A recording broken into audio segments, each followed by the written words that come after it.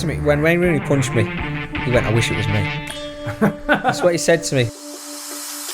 Peter Reid used to join in at his son Lee had a massive fight with Martin Scott one day when we were training, and then Dwight just absolutely, he chopped him in half. So they're like, right, Mickey, you're pissed, fucking what you doing and everything. I was like, well, I'm always fucking pissed. Michael Bridges, 17 years old at the time, ordering champagne, not drinking it, spraying it all over the fucking lads, weren't he? Got one bad egg in that dressing room, you're absolutely screwed. And that was exactly the case at England. I've never shit myself so much in a game, and I've never seen an atmosphere like it. Played against him 3 times, Ronaldo. Beat him 3 times. So he just got up, leant over, smacked me in the eye. There's about a line of about 50 cameras. And I'm like, oh my God. So I'm thinking, fucking hell, I've just fucking drove in a Ferrari. Michael Gray. How we doing, boys? Right, Mickey. How are we doing? Yeah. Thanks for coming. It's alright. Another Sunderland hero of mine. Yeah. How many you got? You can't have many, there's not Well, I many. said Clark, he was a former hero, but then he fucked up, didn't he? So he was on my shit list. Nash, fucking hell. He was my roomie. Was he? Yeah. Yeah, he was a good lad, Clarky, but... He said he couldn't drink. He said like you. He said like Mickey, I couldn't drink. He was hopeless. He was hopeless. It was like, who got to bed first? And then, like, wake up in your own bed, you're like, it was a bonus, that, wasn't it? The thing with him is, though, he fucking still keeps having a go at it, though, doesn't he? He still keeps practicing. Oh. You know what I mean? You think over the years he'd get a little bit better at it, but That's my problem. You're not getting any better. No, I'm hopeless. the thing is, you get to a certain age, I can imagine. You're not at it now, obviously, but Yeah, I'm past it. when you start getting worse again, you know what I mean? You hit your peak of maybe 35, 40, and then you fucking downward slope again. Fresh from Harry's Heroes, I imagine that's a bit of a drinking session. Oh, what? Yeah, I mean, they've all gone. I think like there's 5 or 6 of them have gone because they've obviously had problems in the past, like people like Paul Merson and that. Like, and he hasn't had a drink for I think 7 months. 7 months he's not touched a drop. So they've all gone to lose weight. Basically, I think that's what the first show was about. But this one I think is about travelling around Europe, and like we get there because I'm not part of like the main bit. So we get there on the day. We fly in the hotel, play the match on the night time, and then basically just get shit-faced.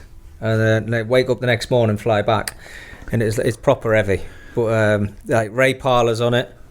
You can imagine what he goes through. He's still fit though, isn't he? I seen Razor. on the last one, Ray Parlour. He only played a little bit in this one. They've all got like knee problems and back problems and everything. So I think that's why they flew us in. There was about 6 or 7 of us who they flew in. Dave Besant. Have you had a drink with him? No. Oh, well, don't. No, yeah. I might be alright now. I'm not as. You'll be alright. You'll be alright. He can He's drink. not. It's all the one of them old school though. You know ones, when they're isn't doing the recruiting for this programme? Yeah. I bet you it's like he's too fit. Can't get it. Yeah. Waste of a programme, innit? You need the You've got to be out of shape to make good viewing. I'm trying to get on one of them, you know what I mean? Why do you think I'm trying to fucking put You this might have a timber on? chance next year, Parky. But they were talking about doing a third one, playing against Argentina, which would be absolutely massive. But I don't know if they're going to do it in South America or they're going to do it in England and stuff, because they've travelled around. I was only involved in the last 2, but it's not coming out till May, so I won't tell you who wins. But it was brilliant, like, because you see all like the top players and all turning up, and like, so one of the shows, Vinnie Jones turned up. It was obviously Welsh. I know. How does that work? I don't think, yeah. But what was funny, like Harry at the end of the game. So this was in San Marino. So Harry's came across to him and he's presenting him with an England cap. And to be fair to him, he put it on, but it was good fun. When we were flying across to Bologna, I've got this pass so you can go in the British Airways lounge, etc. and everything like. So I'm just going up, and the lady who was looking after us, she was like, "No, you can't go in there." I said, "What for?" She went, "Oh, just please don't go in there." I said, "Why?" She went, "Just please don't go in." I said, "Well, that's fine." So I stayed with all the rest of the lads. But then I found out when I got across to Bologna, it was because Vinnie Jones was in there, and it was a massive secret. So they know about it now, don't they? All right, Vinny. Yeah. What did? So what? You know, when obviously everyone finishes the game and cracks on, then what did Merson do? Did he stay out with you, or did he just get back to his room? He had an hour. We all just got together. He had an hour, so he was still good fun. I mean, I don't know if he needs a drink or not, because like he was pretty lively. And in the game, you see in the game, we played against this San Marino 11.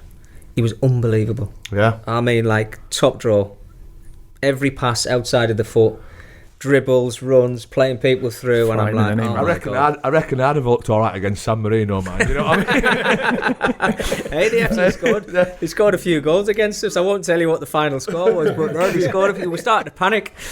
But we had, Vinnie Jones was our centre half and Mark Wright. And I don't know if they got paid for it, but they went through these two kids. I mean, they've got to show the tackles. Mark Wright has smashed this kid in half. Like, you wouldn't believe it. Oh, He's dear. just seen it coming, and he won the ball as well. It was like a floated ball above this lad, and he was their best player. His proper knees in his back. He's headed the ball clear. The lad's on the floor for about 5 minutes. I'm like, oh my God. I bet he struggled to go turning the next day, didn't he? Bless him. Oh, honestly. With a knee in his back. And then we had Vinny straight after that. I think he was a bit left out, so he was like, well, I've got to do one now. Yeah. And he's just crucified this kid right next to me. He was like that to me when he said, just get out of the way. I said, oh, gladly. So I've got out of the way, and he's went through this kid. Oh, my days. Proper old school. He just looks hard, doesn't he? He had to keep his persona up, didn't he? You know what I mean? Oh, yeah. He had to keep it up. Defo. Great trip, though. Yeah, I can Yeah, imagine. you can imagine what Harry's brilliant in the dressing room, like his banter and all that, which is great fun. And then I don't know if they're going to do a third one, but basically I think it was all the lads to go there. And I think one of you mentioned about losing weight. So basically all of them went overweight, and it's all about losing weight. But there's like, I think every single one of them, like there's 2 massively lost weight. You won't believe it when you see them. Letizia lost loads on the last one, didn't he? Yeah. Like properly. Well, I think Shit. were he not on that when Merson were in the taxi and he said, Yeah. I'm struggling with That the was gambling again, right? Yeah, they went fishing first, didn't they? Because I watched that. They went fishing, and then Merce was talking about it then to a few of the lads, weren't he? I think Lee Sharp was one of the ones That was who was it. there. Robbie Fowler Yeah. was another one. And then, they were in the back of the cab, and he said, every time he said, I know where the bookies used to be on the right-hand side. He said, it's gone now. And then he started talking about his problems again. So it must be like just 1 minute he's thinking It's like, mad, innit? shit. One moment of weakness. Well, we can go back to Sunderland and that later, but somebody have messaged to. today. Oh yeah, glory days then, man. But we don't start talking. I know. I know. Have to gam. Somebody said that the other day. Well, yeah, when Clarkey was on, I feel like I won't, have to I go won't back even to it. understand you now. I've not got a clue. Go and talk to my mates now. That I'm like, what the hell's that? The someone said, ask him what happened with Dwight York and Souness. Yeah, Blackburn. We had, it was around Christmas time. Gary Flickroft, Flitty was our captain, and he was like trying to organise a Christmas party. So then he's obviously went to see Suey, who, to be fair, I mean, he was different class he was, but for one reason, I think he must have lost a couple of games in a row, and he was like, right, Gaffer, this is the date we're going to go out on our Christmas party. And he put the blockers on it, I think, after a game on the Saturday. Or should we it agreed to the Christmas party Yeah. and then fucking... It's the worst one, isn't it? He pulled the plug Yeah. on it, yeah. So he, Flitty went, well, fuck it. He says, right, what we're going to do? He said, like, so you get all the uni and the lads together. Everybody was in the dressing room. I said, well, we're going. And we did. We went out. We had the Saturday night out, and he pulled us in on the Sunday. And he went, right. He said, I know yous have all been out. So he made us do the bleep test. The yo-yo test. You remember the difference? Yeah, we got a little bit of a walk. A at the gesture end. of a walk. So I'd been out, we're all like absolutely shit-faced on the Saturday night. I came in on the Sunday, and Dwight was good at it. Dwight was really good. I finished it. I finished the tape Shit. after a night out, and I'm the worst drinker in the world. I got up, me and Yorkie, I remember there was about 4 beeps left, and he pulled out. I thought, well, I ain't fucking losing to you. And I finished the tape. How I I did bet it, that I'll made never him know. even more pissed off, didn't it? Yeah. I bet he was like, So that was that. So we did that, and then we went into a 5-a-side, and they always had this spat. There was Andy Cole, Yorkie, and it was always champions. This is the shout they used to do, and 2 guy was there who I loved to bits, but he used to like start the wind up, and he used to just shout Champions League and everything. How many have you won and everything? Like Coley and Yorkie go, just the one and everything, and like we won the treble though, don't worry about it. And then Suey would get involved by saying, yeah, well, have you won 2 European Cups and all this stuff? And they just started. So then we picked the 5-a-side teams. And Suey and Dean Saunders was his assistant. He went, he said, right, I'll join in as well. So Suey was in one team, he'd picked 5 or 6, and I was in that team. And Dwight was on another team. I can't remember who was in his team. And we just had a little 5-a-side competition. And the 2 of them, we knew it was happening. Dwight even said, he says, I'm going to smash him. Because they absolutely hated each other. And and he signed him as well. Had Souness signed him, or were already at the club when I Souness think came maybe it was either him or Kiddo. Brian Kidd might have signed them. I'm not too sure on that, actually. I don't know what the crossover was, to be honest with you. But Was he just not his type of personality? yeah, it was just a personality clash, yeah. Not I think he loved him as a player. thing. Not a little bit, just more the personality than the. Personality, and then like you say, all the wind up of like what they'd won. It was. I don't know if it was like an ego thing. Honestly, Childish, doesn't it, really? yeah. But that's what Suey's like. I've never seen a more competitive man in my life. Unbelievable, but he does like to tell you what he's done and achieved in the game, and like, why not when you've achieved what he's achieved? Like, it's fucking incredible. And but I love Graham. He was top for me. He was a great manager, and I've obviously worked with him on this side of the media quite a lot, and he's pretty helpful. But yeah, they come together, and then I can't remember who done who first. I think it was Suey did Dwight, and we had a game like the next day or 2 days after. It was something like that. And then all I seen was Suey studs come up, and Dwight had this big cut down the front of his shin. I think he actually had a couple of stitches in it, and we were like, fucking Jesus Christ. Like, yeah, you get that sorted out. And he went, no, This is the manager doing the fucking yeah, stuff. I know, honestly. It was mental. And then Yorkie went, nah, fuck that, I'm going nowhere. So the sock came up over the top of the cut, and then he was saying to like us, just leave a little dolly one there, like, you know, in between. And I'm like, oh, here we go. So it weren't me who made played the little dolly pass. It was one of the lads who was on our team. I can't remember who it was. And you just seen the two of them come together. It was like two rams, you know, like, yeah, it was stud shown and everything. And then Dwight just absolutely, you know, he chopped him in half. And then we're like, I know. yeah. And that was it. Like, we were like, all right, here we go. So then it was like face up, face to face. No fisticuffs or anything like that. I think everybody ran in and jumped in, but like Suey had got his bit. He'd obviously gashed his leg, and then Dwight got his own back and everything. But my money would have been on Graham. Oh, I'll be honest. I think so, definitely. But I would have never have had York down as a nasty scrapper. That he's not. He's not Dwight at all. I mean, he's physical and strong and everything, but he's never a nasty tackler or stuff like that. But Graham's just got it in his DNA, hasn't he? Yeah, oh yeah. It don't surprise me from him at all. But he was a lunatic. But fucking hell, I think that was the last time he ever joined in training. So we used to go in on the morning. He used to be in the gym every morning with his tight top on, and all the lads used to go in and like, you do your bench presses and all your bits and bobs and all that. Well, I don't know if you. No. I used to watch these with a bacon sandwich. Yeah, well, to be fair, the lads at Blackburn were good. We used to have our weight circuits and all that bits and bobs, and Suey used to be in when we used to walk in. Fucking hell. He had legs like fucking tree trunks, but massive. And then he from his arse up his shoulders, he just went out. And I'm thinking, God almighty, to try and tackle someone like that in his day. And they've been what will they have been here, sort of 45, 50-ish? At the time? Yeah. Oh, he'd have been 50, maybe the other side of 50, definitely, yeah. Jesus. Oh, man. I don't think anything can go out of managers joining in, though, because McCarthy used to join in. Mick McCarthy? And he used to muller people. Properly muller people. Were you there when... Because Colin Healy had a bad break in his leg. I think it was live on Sky, like a horrific one of them. And he was out for like 9 months. Yeah, a long time, wasn't he? So then he's come back, and like obviously when you come back from a long injury, when you join back in from training, it's non-contact. Yeah, just leave off them ones. Yeah, just give him a bib. If Cole's got a bib on, he's floating. And anyway, someone's passed the ball to Cole. He's got on the half turn, and Mick's absolutely mullered him. Broke his leg again. Fuck off. Swear to God. Mick broke his leg again? Yeah, broke his leg again. No way. Jesus Christ. And like... And obviously Mick felt bad, but his fucking hell. His argument was, well, was he really ready to come back training?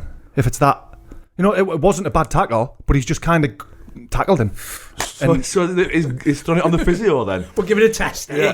We know what he's like. He's just like, well, was he ready to come back? If you're training, then you think you're at least 90% fit. You wouldn't think that your leg's going to break off a block tackle. But we were like, Jesus Christ. I think it's just the There must be just the competitiveness in him. It's there either, isn't it? You know what I mean? It must Mick McCarthy was tough centre half. Suey. Peter Reid used to join in at Sunderland. He had a massive fight with Martin Scott one day when we were training. Like a proper one. Yeah, because Martin Scott had been left out the team. He started playing me left back because I wasn't left back. And he ended up putting me left back. We played Middlesbrough away, beat him 1-0, and then I played every single game after that. So Scott was obviously like an experienced player. And he couldn't get back in the team. So the gaffer used to join in the same thing, 5-a-sides, and Martin Scott tried to go through him, and then Reedy, as he was like, "You fucking want some, do you?" In his Scouse accent, obviously. And then that was it. Two of them just clashing in training all the time, and I was like, "Oh my god!" And he stopped training after that. Did he? Yeah. I remember being in the youth team when something happened with I don't know if you were there. Was it someone being Macon? Did they have a fight one day? I wouldn't have thought so. I know, because I knew they were best no, mates. they're best pals, yeah. But I remember looking over and everyone was like crowding round, and Tipped over the edge. but that doesn't happen anymore. Remember Oh, Kevin no, Ball? no, I thought- Remember Kevin Ball? Yeah. Bally and Gordon Armstrong, you remember him at Sunderland? Yeah. So, you do circles. And I think Kevin Ball had nutmegged Gordon Armstrong. And Gordon Armstrong, the next time the ball come to him, but Gordon Armstrong's went in with his 2-footed just to basically smash Bally. Bad idea, that. Yeah. He's got Brave he's man. got up Gordon Armstrong and stood in front of him. Bally smashed the living daylights out of him. Jesus. Oh my god. See, I never used to get wound up if someone used to nutmeg me. I just used to like, yeah, fair play, mate. You know what I mean? There's nothing you can do about it. No, at the end of the you know what I day, is mean? there? Fuck yeah, you nutmeg me, well done. Like, Yeah, Ballie's getting a lot of airtime on here as well, hasn't he? Yes, he has. Is he? He's got plenty of stories, hasn't he? More with his fist than his feet. I think. Well, really. Yeah. Was so when you were coming through at Sunderland, was Mickey? Oh, Mickey was the flipping man. living the dream, wasn't you? Yeah, that was when we were flying, though. Even you boys, like, you were all flying, coming through all the ranks, and he's had some, like, good players, because all the young lads, he was trying to involve as many as he could, really. And it was just a brilliant... You remember there was a time, you won't remember this, right? So we were... I think it was the year we got promoted after the playoffs, when we went on, like, an incredible run at the beginning of the season. We went 18 games unbeaten. But after about 10, the youth team were 10 unbeaten. The reserves, or whatever they were at the time, under 23s, they were 10 unbeaten, and we were 10 unbeaten. So I think Peter Reid had said to us and the coach, he said, right, 5 are in first team, reserves and youth team. It was like £1 in this box. First team to lose goes out, and it's the last ones who've still got the unbeaten run. Well, we went 18. I think yous went 17.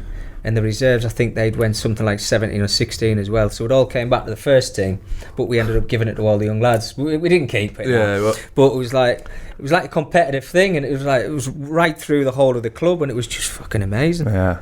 We so were flying. what proc in your youth team then? Proc was older than me. Yeah. Proc was probably 4 years older than me. Kyler was similar age to Proc. Yeah, I Paul remember- Thirlwell, Lumsden.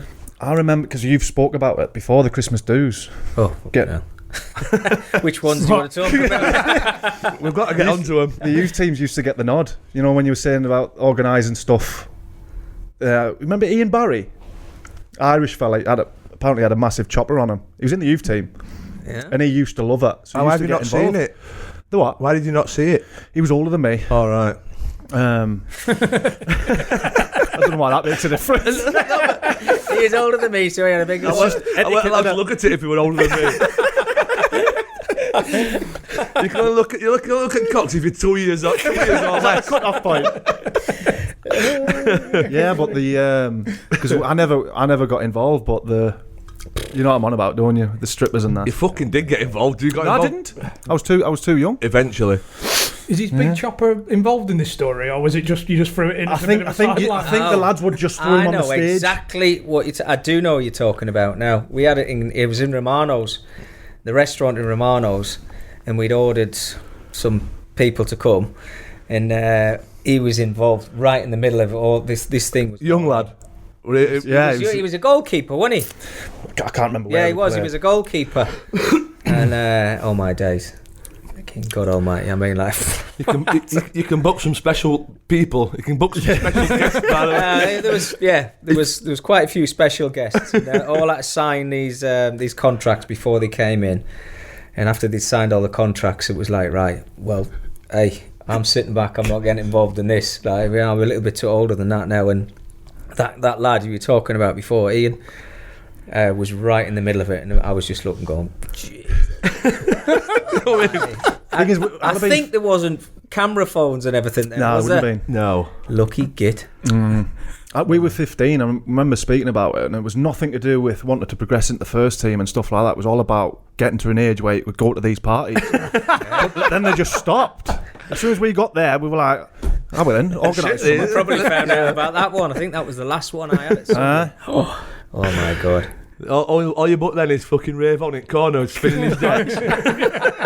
Unbelievable. No, there's no chicken dippers coming away. You've just got a guy in corner playing fucking Build Me Up Buttercup.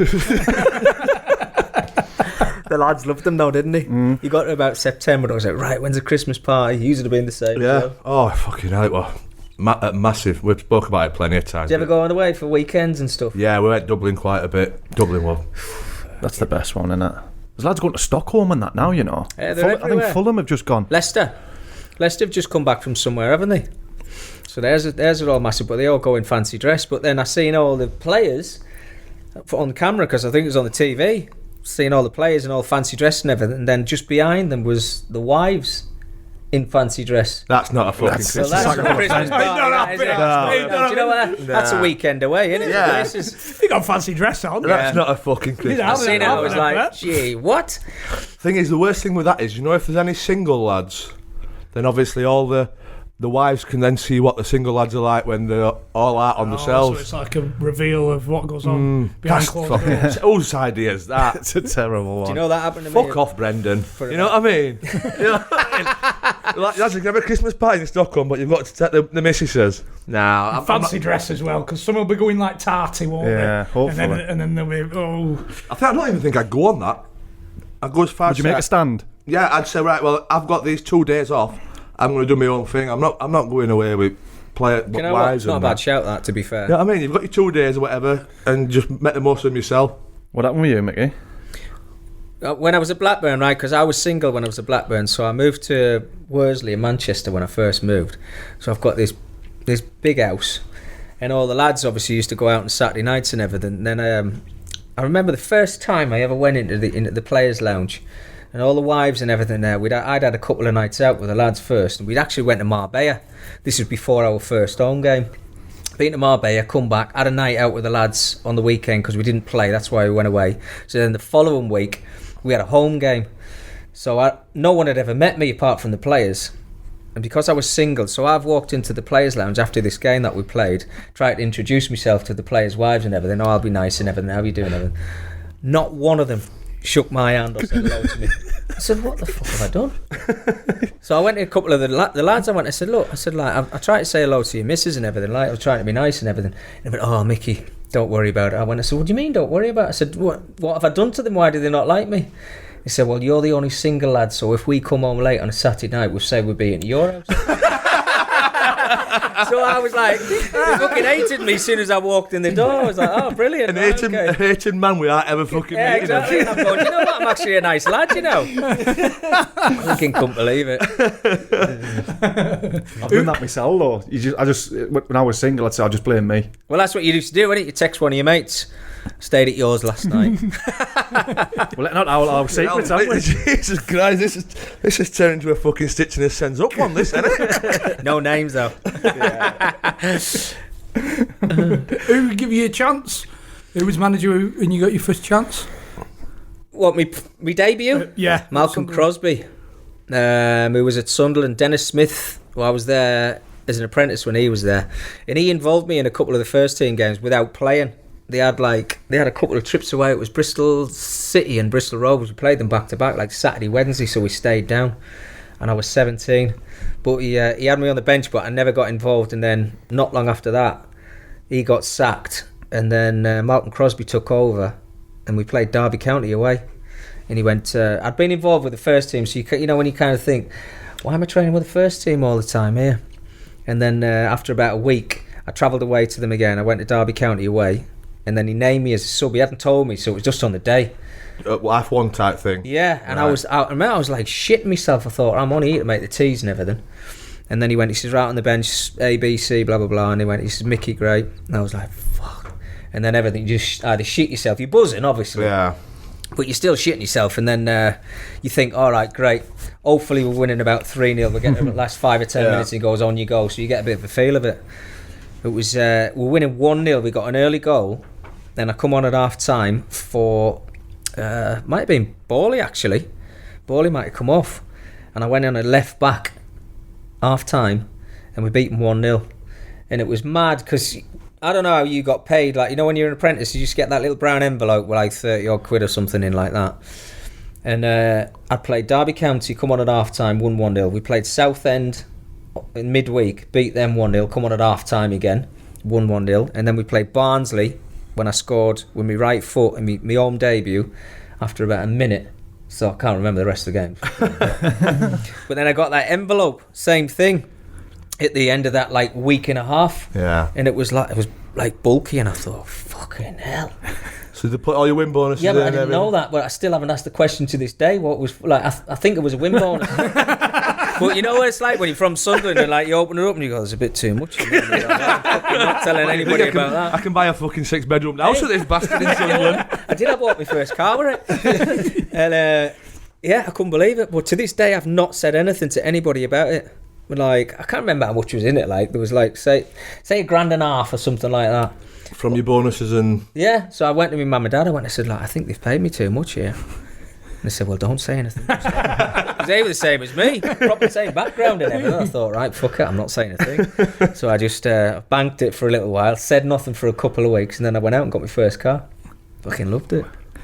And signed a pro contract, I think, after that week. So it was a great week. Yeah, fucking hell, I bet it were. Yeah. You have Terry Butcher as manager later on as well. What are you like? Butcher was manager, yeah. I tell you what, I loved him as a player. Yeah. I mean, I learned so much from him, and well, later on was Steve Bold. Learned, like, within the space of 6 to 8 months from each one of them. Steve You Bold. learn so much. What did he get the job, Steve Bald? No, Terry Butcher, but playing alongside Bold and Oh, just the sorry, communication and right. everything. Yeah, but Butch came in and he was brilliant as a player, fantastic in the dressing room, basically took over the team talks. What was he called, the lad who... Mick Buxton was in charge. Yeah. And He he lives in brought my in... village, him. Oh, next near it, Yeah. anyway. Next door to that guy from Chumbawamba. Yeah, not far off. But yeah, Mick Buxton, he lives in the village I grew up in. Yeah, that was a bad time for the fans. That Well, when Buxton mate, was in let charge. me man. say, when I say I didn't have a nice relationship with him, just did not get on with him at all. And here's another thing. So this is later on this. So I bought a Vitara. You remember the Suzuki Vitaras? They were Little all in, Jeep you things. could buy big wheels and spoilers and all kinds for them. So I got a white one, the biggest wheels you could think of, right? And every Sunday, if you drove down to Seaburn Beach, it was like a rave. So in the summertime, all the roofs are off and everything. And I'm fucking like this. I've got one sat on my knee. I've got one here. I've got 3 in the back. And I'm driving round and everything. And he lived on the beach. You're on about Labradors, aren't you? You're taking dogs for a walk down the beach, aren't you? And I seen him driving towards me. And obviously he knew what car he had and everything. I'm like this, driving past. And then I went in the next day when he said, did you relax and everything yesterday? I said, yeah, feet up, gaffer, yeah. He said, all right, okay. He said, so that wasn't you down on the beach, was it? With loads of people in your car and everything. I went, right, all right, it was me. I went, it says, but what am I doing? I'm driving my car around. I said, like, I'm not drinking, I'm not out celebrating and stuff like that. And from then he just hated me. In the Really? team, out the team, in the team, out the team. And tried to sell me twice. I think it was 18, 19 years old, tried to sell me. And even then, he says, right, I can't remember who it was after me. God, like miles away, somewhere in London. He says, right, there's an offer in for you. They want to take you. I said, I'm not going anywhere. I said, I've got a contract here. I said, I'm not leaving. I said, in fact, I'll probably be here longer than you will. Oh, that's a stinger. No, because I didn't like him. I just didn't like the guy at all. Yeah. And he Didn't was get like- overpaid again. Yeah, and he said, we'll see about that. And honestly, about 2 or 3 weeks later, he lost his job. And he came round everybody in the dressing room, the first team dressing room. I was still in the reserve dressing room. Remember when he used to be at Roker Park? So the first team was in there. He said bye to all the players in the first team and just came in our room and said, good luck to you all and everything. I was in that room and I was like, please don't come and try and shake me out. And anyway, didn't. So that was the end of him, and Terry Butcher took over. But just completely, from being a great fella and a top pro, went into management and he was throwing cups, teacups. He just went mental. Couldn't get a win to save his life. And it was like, fucking hell, what a player. And then you just couldn't get it right, which was a bit of a shame, really. That's the struggled difference, with right, every by the man. way. Just Gracie's got 4 birds in car driving down Seafront. You're fucking, you've got a fucking paint gun out the window. Firing it at fucking Old Folk and that high It's a street. different breed, isn't it? Was you there when John Oster did the I was in the youth team. with Mark Maley? It was in the That hotel. cost him, didn't it? We went through this period, right? The lads went out and used to buy the little guns with the little pellets. and everything. BB guns. Yeah, is them. it? Yeah, and they used to like put cans at the end of the corridor in the hotel, and he used to fire the cans. In the hotel. Yeah, I thought in you the meant hotel at least corridors. at least on the training ground. You know what I mean? Not in fucking Premier Inn. But he did though, and then he got Mark Maley and shot him in the eye, didn't he? Was that the training ground? No, it was. I think he was outside of his window, wasn't it? And he was at a bus stop, and I think he'd shot him in the eye. Never played again. And that got a bit nasty. That to be Yeah. fair, like, but because there were two great lads. Yeah, I Really think it good. cost Were they him a mates foot. before? Yeah. Yeah, You just top dicking mates. around and it just That's went what, wrong. that's what you do when you're pals, innit? You Yeah, shoot them out you shoot them out your flat window, don't you? Good crack, innit? Fucking never played again, man. Were they good as well? Were they... Mark Maley, well, he was England's schoolboy captain, weren't he? I think he'd won everything from there. Jesus. Then he got to a point where I think he'd played a few times in the first team. He was in and out, weren't he? Right back, but he was kind of. I know you'd probably laugh at this, like, but he was a little bit overweight. I've got plenty of Do you respect for him. I'm not going to laugh at him. I fucking think he's a good lad. Yeah, honestly, all the lads who were coming through, they were different class. And he was one of them, but you didn't know whether he was going to make it because we had Chris Macon there. I think Darren Holloway was another right back that we'd had at the club, and then they started bringing in a couple of foreign players after that, so he was going further and further back. But he'd have had half a chance of having a career. Oh, without a doubt, yeah, he'd have had a career, yeah, Jesus. no doubt about it. There's some players in that era though.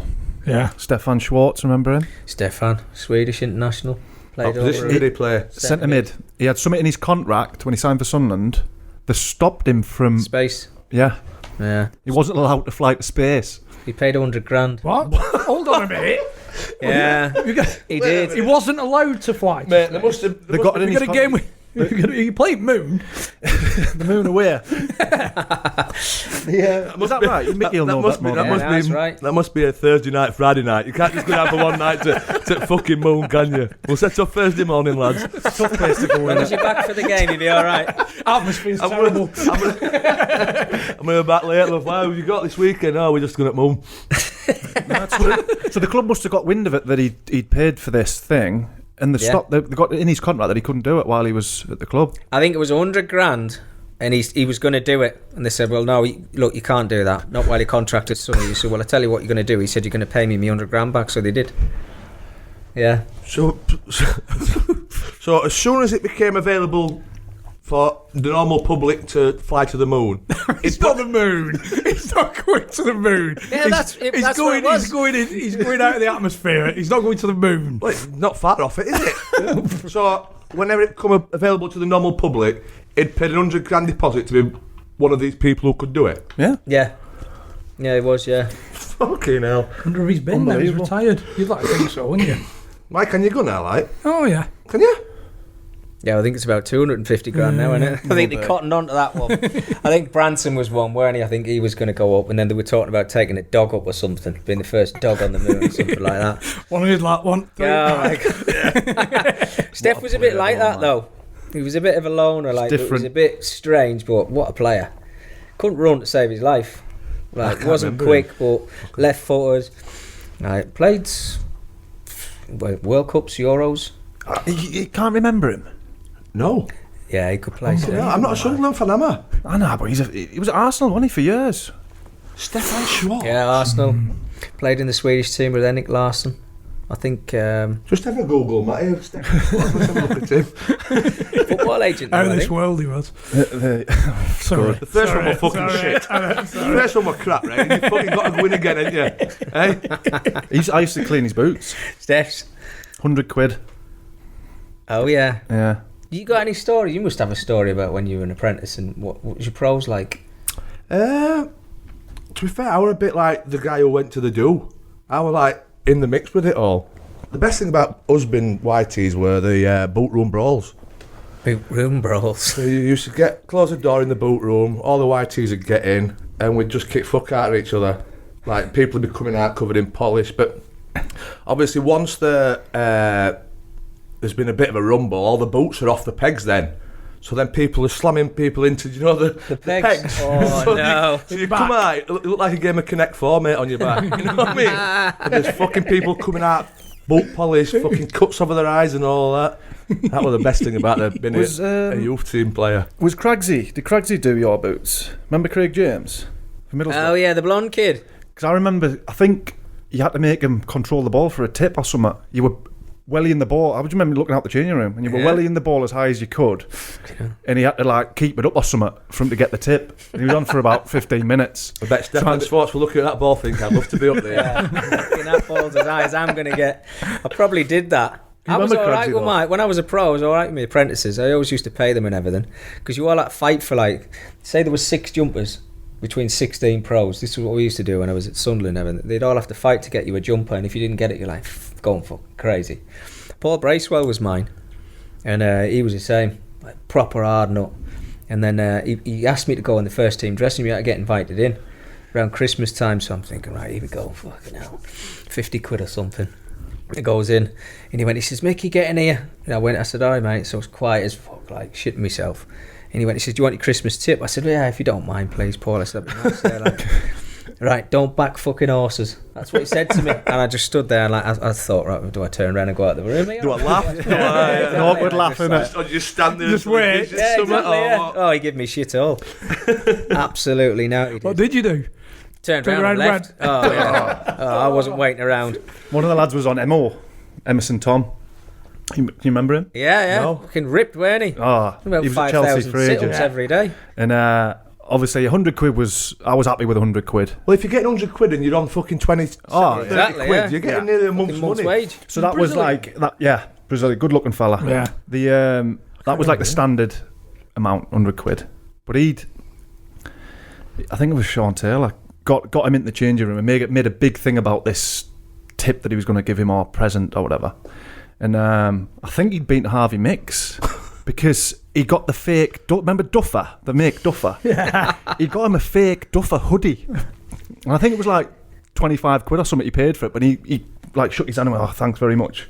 And T was like, all the stitching had come away from the writing and all that. What did you call it? Harvey Mix? Hi, Mickey Holland. Oh, right, okay. He'd say, we lads into Harvey Mix. But I think at the time, Mickey must have been selling these Duffer hoodies. And Emo just made a big thing about it. What, he were delighted to be giving him it? Yeah, like, as if he was like... giving him the world. Yeah. And T just got it and he had his life. Jesus Christ, he was But mate, if you're getting 100 quid, mate, and you're on fucking 40 quid a week as a YT, it's well a lot. happy with that, aren't you? Fucking, you're buzzing your tits off. Yeah. But back when I first started coming through, the reserve bonus was 200 quid a win. Yeah, Like, that's what they did. It was like life-changing money at that age. And you're on, what were you on, 50 quid, 57 quid? I think it might have been a bit more at that age, but... 200 Reserve quid, team. reserved, and that's when the 100 reserves quid, 100 quid draw, 200 quid a win. Yeah, or that something, was it. weren't it? Yeah, made it massively competitive. And we were the first team was the same. It was probably about the same era. So we got promoted, and I think Quinny had went in to see who was chairman at the time, Bob Murray. And like we're all saying, right, well, I'm going in for a new contract. I'm going in for a new contract because we're in the Premier League now.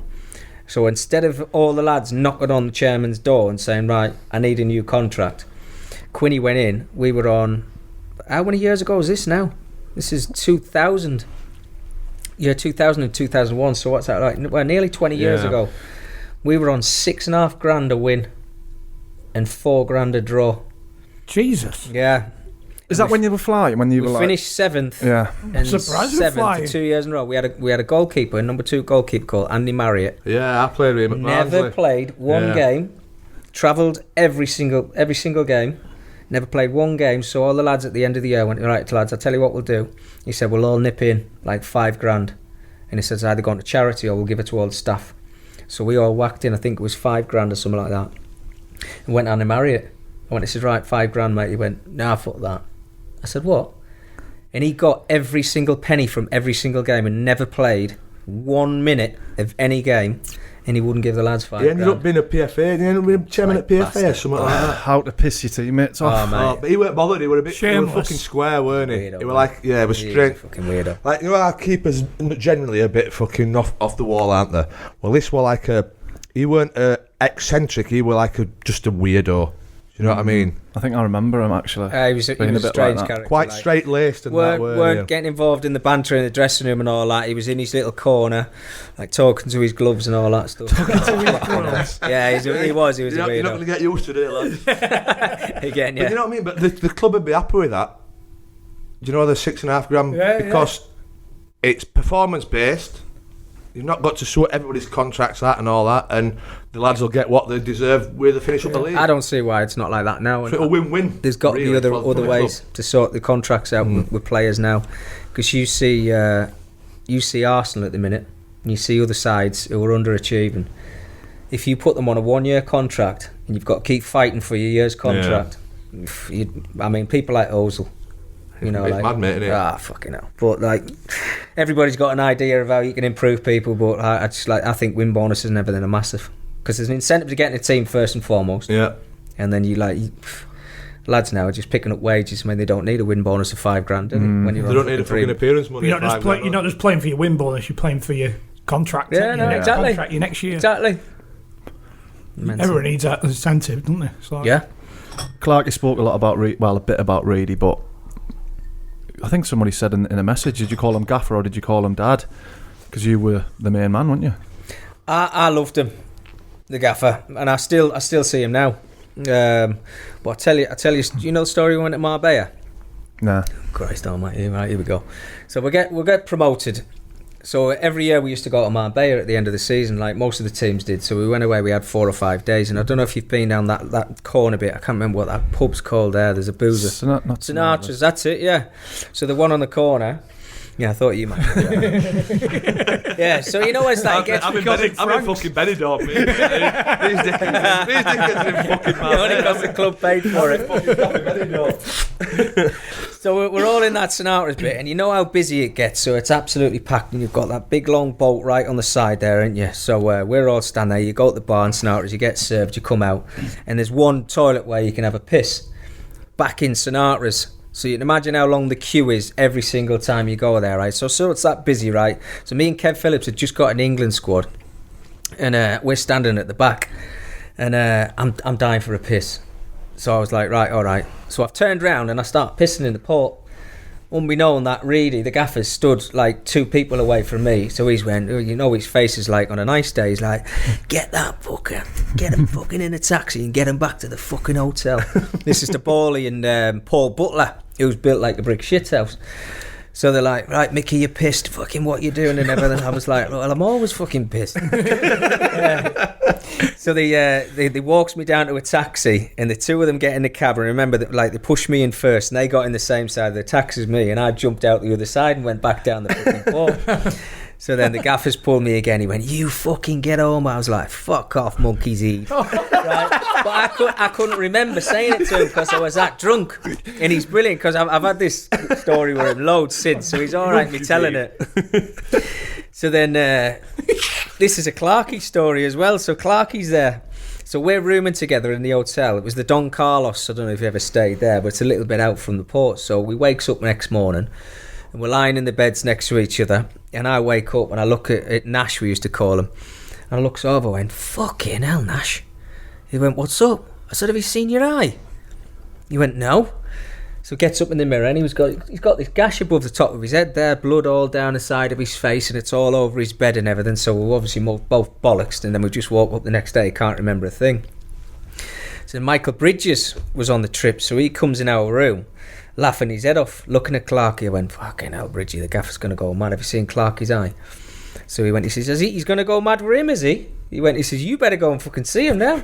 So I'm looking around, where am I cutting everything? I've got nothing on me. I'm thinking, like, have I had a fight with Clarkey? No, I've not. So it goes outside, you know, the hose pipe that's sometimes in the corridors. So Clarkey had fell into that, smashed it open, and that's how he cut his eye. So Bridgie went to me, he says, I said, why have I got to go and see him? He said, you can't remember calling a monkey's ear last night, telling you to fuck off. I went, oh no. So I've went down into his room next day, knocked on his door, fucking same thing, face all over the place, gaffer. Fucking get in here, you little shit, like. And I'm like, oh no. You're right, you're going home. And I'm like, what? you're going home, I'm sending you home on the next flight. I went, no, I said, you can't do that to me. I said, that's out of order, that. I said, I can't even remember saying anything to you. Like, he went, I'm fucking telling you, you're going home. He said, if you stay in here, you're staying in tonight, and I want your bank card, I'm taking all the lads out. So they went to Tony Daly's. Don't know if you've heard of it. That's a little bit further out from the port. So you go in there and they've got like this singer who goes on there. I can't remember what he's called. What's the lad called? The Gambler. Kenny Rogers. Yeah, look like Kenny Rogers.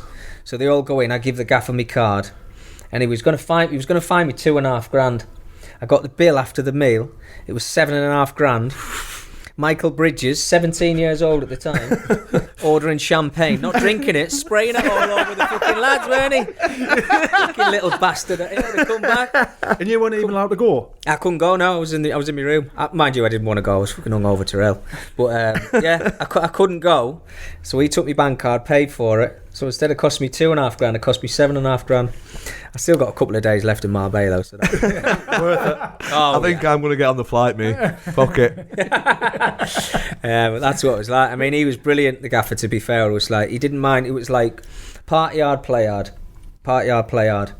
And then when things started to go wrong and he brought in a few foreign players and everything, like, that's when he started to lose. It was like, right, don't want to find out if anybody's been out this weekend and everything. Right, well, hang on a minute. He's done it for 7.5 years. Yeah. And it's been brilliant. And then... Is that when it changed? Yeah. Probably the last year and a half, 2 years. Results as well? Yeah, because, he brought a lad called Lillian Leslons came in, who came with a big name. Good centre forward, amazing in training. Just fucking couldn't hit a barn door on a Saturday. Milton Nunes, can you remember him? He's about this big. Put him on your keyring. And he Wasn't the story about him? Didn't they sign the wrong player? Apparently Was that so, true? yeah. I mean, like, because it was all videos, weren't it? They hadn't seen this lad play, and they were like, look, you got to look at this kid. And obviously they must have seen him play against like an under-7s team or something, because he's taller than everybody else and he's running around scoring goals. You're like, fucking hell, he's not bad. And then he's come. Honestly, he was that big. We took him out one night, didn't we, in Baja, Newcastle, and he got the front, he had sunglasses on and a cap turned backwards, and he looked like, you know, when Sounds like the fucking kid off Paperboy, doesn't it? yeah, exactly that. So they're asking him for ID and all this, and because we knew the doorman and everything, it was no, he's our new signing and everything. We got him in. He was a lovely kid, but you know, he was nowhere near good enough. And he actually played a game against Bradford for us, brought him on for me. Fucking devastated. I remember when his first appearance, he came on, and even though he was that high, his first jump, the fans were, oh yeah, he he's could gonna leap. be, like, you know, it was a bit of excitement building. Yeah. And as the time went on, it started to be like the groans started to kick in. But there was within the first game? There might have been a couple of games after, but Yeah, they loved the little grown up there if things weren't going well for you. See, that's the problem, innit? You know, when you've done that for all that period of time and then he starts to change it, that's when players are like, fucking hell. Well, we said that. We said that to him, said, like, what are you going for him for? It was like, you've got a brilliant dressing room here, like, everybody gets on with each other. And then at the time, we were after Ray Parlour. I can't remember who else was like. They were kind of like they'd been at Arsenal or something for so long, and then they were like, you could tell that they were going to leave. So we're after people like Ray Parlour. Robbie Fowler, I think, was another one that got mentioned. Then Baldy came, Steve Baldy came for a season and a half. Incredible. But that was the type of players we were after. Yeah. We were like, brilliant, go and get him. And then these foreign players started coming. There was another lad called Karsten Fredgaard, who was a left-footed lad. Same thing, brilliant in training. What does Hawaii mean, shite? Rapid though. Oh yeah, but that's the type of player that we're bringing in, and we were like, oh, I've fucking heard of him. Yeah. And it just started just going absolutely to shit. Because he made some good ones. Eric Waugh did all right, Eric. But then Sacco turned round, who was our coach, and went, his legs have gone. We brought in Thomas Helmer. Last game he played was against Man United in Champions League final. I must have been asleep for a couple of years, mate. I can't remember none of these fuckers. I really can't remember any of these players. What you're saying? Tommy was a player, you know, like top in Germany. I mean, he played 70-odd games for Germany as well, and then he came for us, played one pre-season game, just so easy for him. But then we played the first Premier League game, I think it was Arsenal we played, and they had him on toast. Sacco's like, his fucking legs have gone, his fucking legs have gone. Never played a game so since. they must have been paying some fucking money out then. Yeah. Sunderland. Well, Stefan Schwartz was obviously another hit, but Steph was on like crazy money, but like you didn't mind that because he could play. Yeah. Stan Varg, I remember his debut against Arsenal. Henry. Stan Varg? Stan Varga. Stan Varga, centre half. He played Celtic and everything. Best debut I've ever seen. I can remember Roman Varga, I can remember him. There's somebody at Tottenham Roman called Vega. that's it. What chance have we got? Ramon Vega, not Roman. Well, he was close, wasn't he? I'm not fucking. I don't really follow football. Thing is, that you look at what Sheffield are doing now. Yeah. He just buys British, doesn't he? Well, there you go. And I wouldn't be surprised if that's why. Musa, is he British? Nah, but within One or reason. two, ain't Yeah. you? Spice it up a bit. Were you in Championship when Keegan picked you for England? Yeah. Yeah, me and Kev. So that was near the end of the season, I think that was. And in fact, probably was the end of the Must have season. been a surprise. Yeah, well, there was talk about Kev, because Kev had, he'd scored 30 odd goals for about 4 or 5 seasons. And there was talk about Kev getting in it. And I just remember going to the training ground. I'd never heard a thing of anybody. And then all the cameramen, as I was driving into the training ground, all taking pictures of the front of my car and everything. I'm the same as probably you were and everything. I'm like, what the fuck's going on here? What have I done? Have they got? Yeah, exactly. Have they got What the have I wrong? done? Have they got the wrong car? But then I got out of the car and then the gaffer said, because park the car open and you went straight into them huts that we used to have at Charlie Early Centre, the old training ground. And he went, come here, I need you in my room as quick as you can. So I went in there and I think Kev must have got training 5 minutes before me, so he's already sat in there.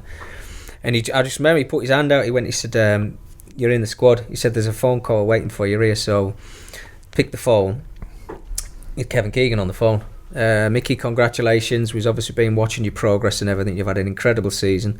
You're going to be a part of my next squad. We're playing against Hungary. And then we are going to play against Bulgaria, which was a Euro qualifier. And I said, is this a wind-up or what? As you do. But then I knew it was him because his voice is you can understand what he's saying when he was speaking, because I'd heard so much from him. I was like, wow. And I said, well, I don't know what to say, but obviously I'm absolutely buzzing. Thanks very much. And Kev had obviously had his phone call and everything. And then we came out and it was fucking shirts on, flags, you name it, and everything. And then met up with the squad, which was for Championship players was incredible. I mean, Kev deserved this. Sheringham, Shearer, Jamie Redknapp, David James, Seaman, Tony Adams, Sol Campbell. I can remember all these that you mentioned. You remember these? It's just the Vega and Varga or whatever. In the United boys, Nicky Butt, Scholesy, Becks. God, who am I missing out? Gary Neville. So were you when the first time you've gone and met him and the first time you trained with him, were you shitting your pants thinking, these are all fucking... Yeah, because you don't know. Because you don't know if they know who you are. Yeah, that's the problem. I mean, I knew the United lads because that was the era. I was a schoolboy at United before I went to Sunderland, so I knew Gard Nev, I knew Becks. I was in the same digs as Becks. I was Scholesy, obviously I knew. So that I kind of knew them a little bit. But then over a period of time, you think, are they still going to remember me from United for 2 years when they were 14, 15 years old? But they were all right. So you go and when you meet up, the first thing that you do, obviously, check in the hotel, get your room and everything. It's all single rooms, and then underneath your door, underneath your door, they give you the words to "God Save Our Queen." Yeah, it's up to you if you want to remember them or not, or sing it out.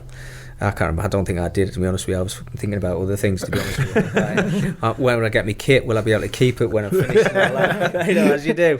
But now then you go in this massive room and there's big round tables, 4 or 5, and then you see all the food and everything. There's certain people sitting on certain ones. And I was right, Kev, where do we sit? You had all the United boys on one. So was it a bit clicky Oh, without a doubt. Yeah, you know when people have said over the years, it's not, we're all in it together. It worked Come out clicky. recently. Did you room with Kev or? No, I was on my own, but as you're leaving your room, you didn't want to bump into anybody before on your own. So it was Kev, tell me when you're leaving your room. I'm in room 107, Kev. Come to my door. We'll go down in convoy. We'll go down together. It's as mad as it sounds. That's exactly what we did. Walk down, then you go say hello to everybody, Kevin Keegan, Arthur Cox, Ray Clements, I think was the goalkeeping coach at the time, maybe a couple of others. But Jamie Redknapp came straight over. He was good as gold. Jamie was fantastic, and he was a couple of seats here, lads, come and sit down. So there was Jamie, I think Tim Sherwood might have been in that squad actually. Then Alan Shearer, who when I was playing, I didn't like him. I think he's a great guy now. And whether he was just driven and he had this respect of everybody when he walked into a room, I don't know. But it was it was hard because maybe it was Sunderland Newcastle thing. I don't know. But he was on our table with us, so that was quite hard. But I say, as a player, like, because of the rivalry and things, like, it wasn't like a free-flowing conversation. Yeah. But I like him since. I think when I've worked with him, I've been on golf trips and everything with Alan. He's fantastic. He's good as gold, but as a player, fucking hell, couldn't get anything out of him. Yeah. But that room I was in, it was Liverpool, United, a little bit of Tottenham and other bits and bobs spread all over the place. But the United boys come in, got the food, ate, left. It's mad, Straight isn't back in the rooms. Have You you guys heard why much we weren't about, successful? Weren't? Or were? We weren't as a nation. Oh, sorry, I thought Do you you were know? talking about Man United. No. Yeah. I know they won a couple of trophies. They won a couple of trophies. I think over that the come from Fergie. Because I always remember when you watch United when they used to play in the top games, and you don't see it now. They walk down the tunnel, there was no handshakes, no hugs, no high fives, all that shit and everything. It was like, right, don't show your opponent's weakness. Yeah. All the time. And I remember even when I was there 14 years old, there was a guy called Eric Harrison who sadly passed away now, but he was just a mould of Fergie. Absolute mould of him. Don't look at your opponents, don't look at who you're playing against. When you're on the ground, get on your feet as fast as you can. Don't show fear, don't show you're hurt and all that stuff. And I knew exactly when Fergie used to do exactly the same thing. You know, because when you're talking about the players who were in that fucking having the dinner, I should have won something. So the massively underachieved as a nation, didn't we? Without a doubt. And I'm just wondering if they thought the fact that it were so cliquey had anything to do with that. Well, you see, Scholes, he turned down England, didn't he, after a period of time because he was getting pissed off at playing left-hand side. And then you had Gerrard, Gareth Barry, Frank Lampard. And then you had different players playing on the flanks. Beck's obviously playing on the right-hand side. Darren Anderton at the time. Couldn't find a left-sider, could we? No. We were crying out for Giggsy for years, but obviously he went with Wales. But yeah, there was definitely clicks, and you could see it in some of the games. Like, would Gerrard pass to one of the United players sometimes? No. Would he play a through ball to a United centre forward and give him all the plaudits of like, oh great, he's won us the game and all that shit? And I saw that, innit? and It's not fucking- just on the pitch, you saw it in the room that I was talking about before. I wonder if, because Southgate will have been a part of that ish at that. I wonder if that's why he's made a stand with what happened recently. Without a then. doubt, without a doubt. But it happens though. Like But people fall out. you know what it's like when you've been in a dressing room. Like I was just talking about it before, even in like Sunderland dressing room. As soon as you had two or three who had the little click and they went away from everybody else, that's your old dressing room gone. Yeah. It's brilliant when it's right, but it only takes one. Got one bad egg in that dressing room, you're absolutely screwed. And that was exactly the case at England. Sad. Fucking mad, that, Yeah, innit? it's I think crazy. Ferguson might have distilled that in them going into the England squad. But that's I what I think was it was saying. just distilled in them anyway. Keep yourself segregated. Keep yourself to yourself, exactly. And they used to do it. Always remember just sitting on the tables, and all the United lads used to come in, get a plate of food, sometimes not even sit at the table. They just get the food and take it back to the room. So that's the manager Yeah. needs to sort that out, doesn't he? I mean, there was pool tables, table tennis boards, slot machines, like what they call the Yeah. all the, you know what I'm talking about, where the ball comes down, know like what's Tin Can Alley and all kinds of things. You know what I'm talking about What with they the called them? Pinball machine. pinball. Pinball, That's the one. Yeah, they had all that Good job stuff. you came, I actually. know, yeah. If you'd not come back, they never fucking got that. We'll be googling that thing with the silver balls, flashing lights. I'm Yeah, not that's about it. Googling these players. I'm just fucking, what's them things called with fucking things on them? Yeah, Shall we have a quick break? Yeah. Well, if he's gone for a quick Yeah. Let's do it. What was the atmosphere like after the game then? Like if you'd won, was it with England camp? Was it? Did you have a drink afterwards? Oh yeah. England lads and Yeah, you had a drink, yeah. So, like, depends which kind of trip you went on, because some of the trips was like two games, back to back. So you'd have like 3 or 4 days in between. So then Kevin Keegan would obviously let all the lads and everything have a drink. But then, was that still segregated again? Obviously not segregated, but cliquey. yeah, pretty much. I think there was a couple of them used to get involved, like a couple of the United boys and everything. I just remember the first trip I'd went away on, and like I said before about that little wage packet and everything. Now I'm going playing against or joining up with people from Liverpool, Man United, Tottenham, Arsenal, you name it. So they're on massive wages, where we weren't at the time when we were at Sunderland. Me and Kev, well, he might have been, but I wasn't. And then we went and just to get involved, I got involved in the card school. Oh dear. Yeah. Just to get your feet under the table. 3-card brag, I remember playing it. So there was me, Paul Ince, Michael Owen, who must have been 18, 19 at the time, I think. And then there was Dennis Wise was another one. And then a couple of Alan Shearer was another one, and there was a few more. And I'm thinking, right, if I don't get off to a good start here, like, I'm in serious Tapping crap. out. Yeah, but that's Two hands and I'm off. honestly, it was mental. So that I just remember like throwing in 5s and 10s and 20 quids and 5s, 10s, 20s, because you're playing blind. Now, if you know how to play 3-card brag, I'm sure you do. Do I play blind? Then you're having a look at your cards and you're thinking, right, that's actually all right, that. I'm in for 40. Yeah. So every 5 or 10 or 20 that's going down, I'm going, that's nearly a week's wages for me, that, if I keep going here. And when I say thousands were in there, I mean, it was crazy. So did they all just take a big wad of cash with them to play? It was just second nature to them. But one of the crazy things was, I think Michael Owen had ran out of money, right? And then within the space of, it was weird, right? And I don't know what's happened, and maybe this is the life or like what I used to live like, I don't know. But within the space of half an hour, he came back and he had a huge wad of 50 quid notes in his hand. So I don't know if the bank's brought it to him or what's happened, but he was there because he obviously likes to punt him and he's still got his horses and has a little gamble now, doesn't he? But I've never seen anything like it. I know I'm used to playing for like 20 pence and 50p on our bus. And then you're going up to like these 5s, 10s and 20s, and it might sound nothing when you just put one down, but try and put like 4, 5, 6, 7, 8 down, trying to win a hand, and you're like, you know, you're trying to have the poker face. And it's like, yeah. You're like, shaking. Shaking like a shitting dog with And I'm going, have you got something there, Mickey? And I'm like, you know.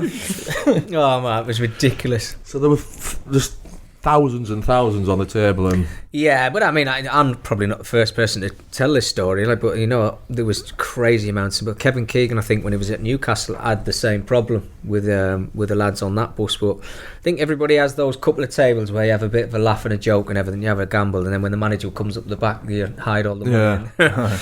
But this England thing that I went on, the first one I went on, it was scary. For me, it was scary. It'll just be normal for them, though, won't it? I bet. Yeah, well, exactly. Yeah, I mean, it's probably what they're used to. Like what was money to them? Yeah. But then you had the race nights and everything, which were like, that was organised with the manager. And So that was. Do you think that was for to get people get the out of the Integrating cliques each and all that sort of stuff? Yeah, because you had to go to it. It was like, be in a certain room, right, lads, you're all eating at 7 o'clock. As soon as you've had that, there was two. So there was a movie night. So they'd have a separate room where you could watch a movie, or you could do a race night. And that's how they used to work it out. So some of the lads would go and watch whatever movie they had on, and then the other lads used to come and do the race night with the horses and everything, just have a little bit of a laugh for it. And it was all like camaraderie, but same thing. Can't see There was- many with movie night, can you? I bet there was a few.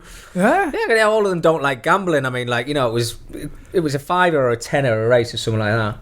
But because of the boredom, I for bet the 4 nights, Shearer with her with popcorn, wouldn't he?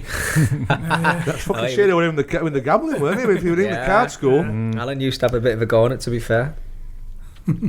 Jesus. That was just an experience for me. I like whatever was going on, I was going to get involved in. I was like, Just to I'm actually integrate it here. a little bit, aye. Yeah. Were you a Sunderland fan growing up? Right. Okay. So, For fuck's sake, Mickey, don't kill it for us, man. yeah. Another one off the list. Do you know what the crazy thing is? Right. So, like on my wall, I was always Man United. Always growing up. Our Pamela Anderson, me. There were no, Two up top. there were no fucking Eric Cantona on my wall. It was crazy because, like, and I hadn't been a part of Sunderland by this time. You know, I said I did my schoolboy at Man United, and I used to love going. And but I had like Brian Robson, Jesper Olsen, that type of Mark Hughes, Norman Whiteside. They were the players on my wall, were like, you know, the team and everything in front of you. So at the time, I think it was probably Ron Atkinson who was in charge, and then obviously Alex Ferguson took over. And when I got the chance to go to United, I was like, I'm there in a shot. So I was down on a train. You go down and you spend like 2 weeks holiday down there. You train in at the Cliff in Littleton Road. That's where we used to train. You get 2 pairs of boots. You got a United tracksuit. You got a t-shirt. I mean, you name it. I was like, fucking, I was coming home. Working normally wearing a pair of trackies with all in like your trainers, like holes in the soles and everything. So it was just incredible. And can't like, they looked after you so well. Yeah. It was an amazing place. So yeah, I was United Brownie until I probably came to Sunderland, And I think if you ever look at one of the first programmes, you know, you get interviewed when you're a schoolboy and everything. They go like, oh, where are you from? Who did you first support? Who's your heroes and all that? Mine's all Man United. But then eventually, because you've been there so long and you're from Sunderland, they won't let you support anybody else anyway. So now when I get asked, I just go with the Sunderland thing. Not to say that I don't love me club and everything, but I've had that many ups and downs with them. You know, it's nice to support United. Yeah, so that's my two teams, but like Sunderland's my team, really. Yeah, because you obviously when we got relegated, when Mick was in charge, what happened there? Because obviously you were one of the higher earners. Did McCarthy? Yeah. Did he just pull you to one side and say you're gonna have to? They couldn't afford our wages, yeah. So there was me, Gavin McCann, Thomas Sorensen, Kev Phillips, maybe a couple of others on top of that. I don't know, but yeah, he pulled us in. So it was like a mass. Was there a mass exodus? Like, it wasn't him. Yeah, it was the club because of the wages. Yeah, the club. It was the club, not Mick. So he was like, "Look, I want to keep you all, but I can't." And then I remember I come in pre-season, and he took the captaincy off me. I'd been captain for about 3.5 years after Kevin Ball. There was like a couple of changes, but I was captain for about 3.5 years, and he walked in the door. And because I kind of knew what was coming, that we all had to leave, he obviously had a decision to make, and it was like, right, look, you're obviously not going to be captain and everything, but you can stay. And this was me. I was the last one to go, I think, and I eventually got a move to Celtic, which was on loan. And I was like, well, I ain't turning that down. And I sat in the boardroom at the training ground with an agent at the time. And Martin O'Neill, we had him on the phone and he was humming an hour and right, I'll get back to you. It was like 4, 5, 6, 7 times and everything. You're like, fucking hell, is this going to happen or what? Happened about 5 minutes before the transfer window closed. And I was like, right. And they were like, right, pack your stuff and get yourself on the road. And I drove to Glasgow that night and then went into training the next day, and I had like whatever many months it was there, 6, 7 months or something. But fucking hell, what a club. Yeah. What a club. Players there as well at that time. Oh my God. Larson. Well, they just got the UEFA Cup final, so it was the year after that. Henrik Larsson is the best player I've ever seen. Yeah. Best player. Is he a better finisher than Phillips? Naturally, no. Like Kevin's just got a knack of scoring goals, but an all-round player, unreal. He probably never got the credit he deserved until he left Celtic. Well, apart from obviously, if then he goes Barcelona, then he goes Man United. But if he'd have done it earlier, he was top draw. I've seen him in training for like first day, same thing like you were doing when you were watching all the lads as dicks and everything. Come into training the first day.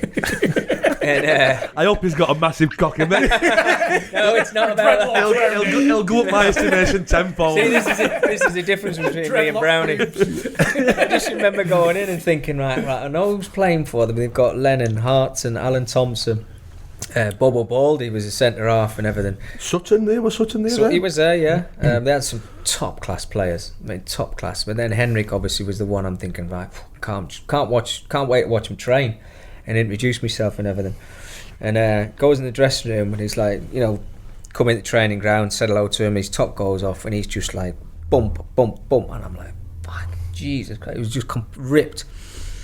So then further down the line and everything, like this, I'm going like month, 2 months and everything. I'm like, Henrik, you don't go in the gym. Never went in the gym, so naturally just solid. But you try to knock him off a ball, he's same as me, same slight as me.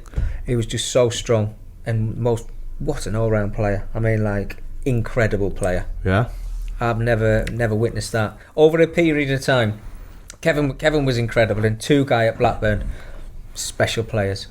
But Henrik, oh my God. So do you think if he'd have gone to Barcelona or come to the Premiership earlier, he'd have got more credit for being as good as what he actually were? Yeah. Because I think, I don't mean this, well, it probably is a bit, but the fact that we're doing it in Scotland, you see, you think, well, he's doing it in Scotland. There's always that doubt. Yeah. Do you know what I mean? Like, so you look at it's the opposition in it. Pardon? It's the opposition in it. You think and the only way he could prove that to everybody was when he played against Rangers, Champions League football. Yeah. And he played against Barcelona and other teams that went up there. And I think he played against Leeds once, didn't he?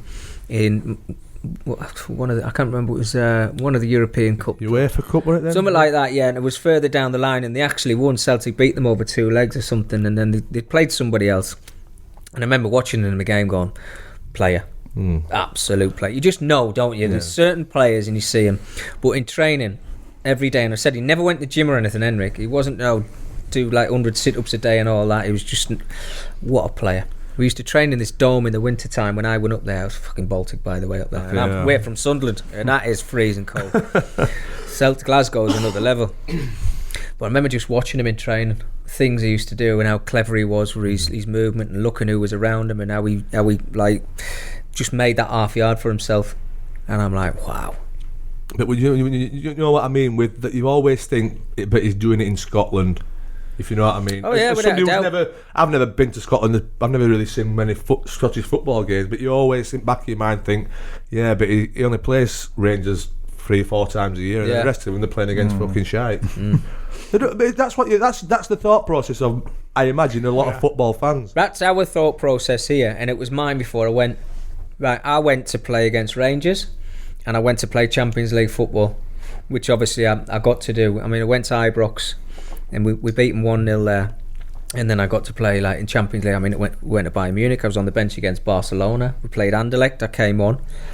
But he got judged from us, this side of the border, if you like. Yeah. From England on those games. The rest of them, no one was worried about. But let me tell you, the best. Well, if you're saying the best you've ever played, we obviously play with some. So what about, do you know when you said the best, what are you talking with the England players then? You know when you obviously you played with them as well. It was, I'd add them to that because I got 3 caps, but I was involved in like 5 or 6 squads. I remember I did a finishing session one day with all the strikers. So there was Heskey, Fowler, Kev, Sheringham, Shearer, Coley. One more probably. I'm thinking Scalzi joined in it. And Kevin Keegan was on the right hand side and I was on the left, and basically you touch out your feet, edge of the 18-yard box, volleys. Scalzi was just in a league of his own. I mean, it was just incredible. I mean, you're talking about the top strikers, not Scalzi, but the rest of the lads I mentioned, top strikers in England. But Henrik would fit in there without a shadow of a doubt. It's only because I played with Henrik for a little bit longer than what I did with the England squads. Right. And I judged Henrik, and you say who was the best player you played alongside. So it'd be 2 guys, Kev Phillips and Henrik. That would be me 3. It's obviously because it's over a longer period. Yeah, but them England players, I mean, 5 or 6 squads. You can just imagine Keegan like, Bex, you just sit with this one out, mate. I'm going to go on the right side. Mickey on the left. Have a seat, David. It was a finishing session. The session had finished, and he said, right, whoever wants to do a bit of finishing, he said, like, really centre forwards, ideally centre forwards. And Bex was away. He'd done his bit, and then, like you say, got on the coach. They went back to the hotel, and then there was a second little minibus waiting for all the lads who wanted to do the shooting. So he said to me, he said, like, look, do you want to do some crossing? I went, fucking absolutely. So we're doing the crossing, and they were just volleying him in left foot, right foot, and I'm like, wow, is this a level you got to be at? Scary. What was the hatred like up there? Glasgow? Mental, Bowney, honestly. So I was living like walking distance from is it Princess Street, I think it's called. So there's obviously 50-50, so you go in certain places, right, they love you, but they'll always talk to you. I mean, the Scottish, the Glaswegians are like really nice people. So it's massive hatred, but it's not to the point where you can't fucking leave your house and you're going to get... 2 days before the game, stay away. Yeah, if you're a player, you don't go anywhere near the city centre. So I'm saying early on in the week before we played them, so I'd go up and then they tell you how important it was and everything. But I remember after the game, we went to Ibrox, we won the game 1-0, and I used to normally drive back to Sunderland and like see my parents and everything. I stayed after the game, and it was like 4, 5, 6 of the lads had said, right, we'll have a night out. I was like, fucking hell, all right, you sure?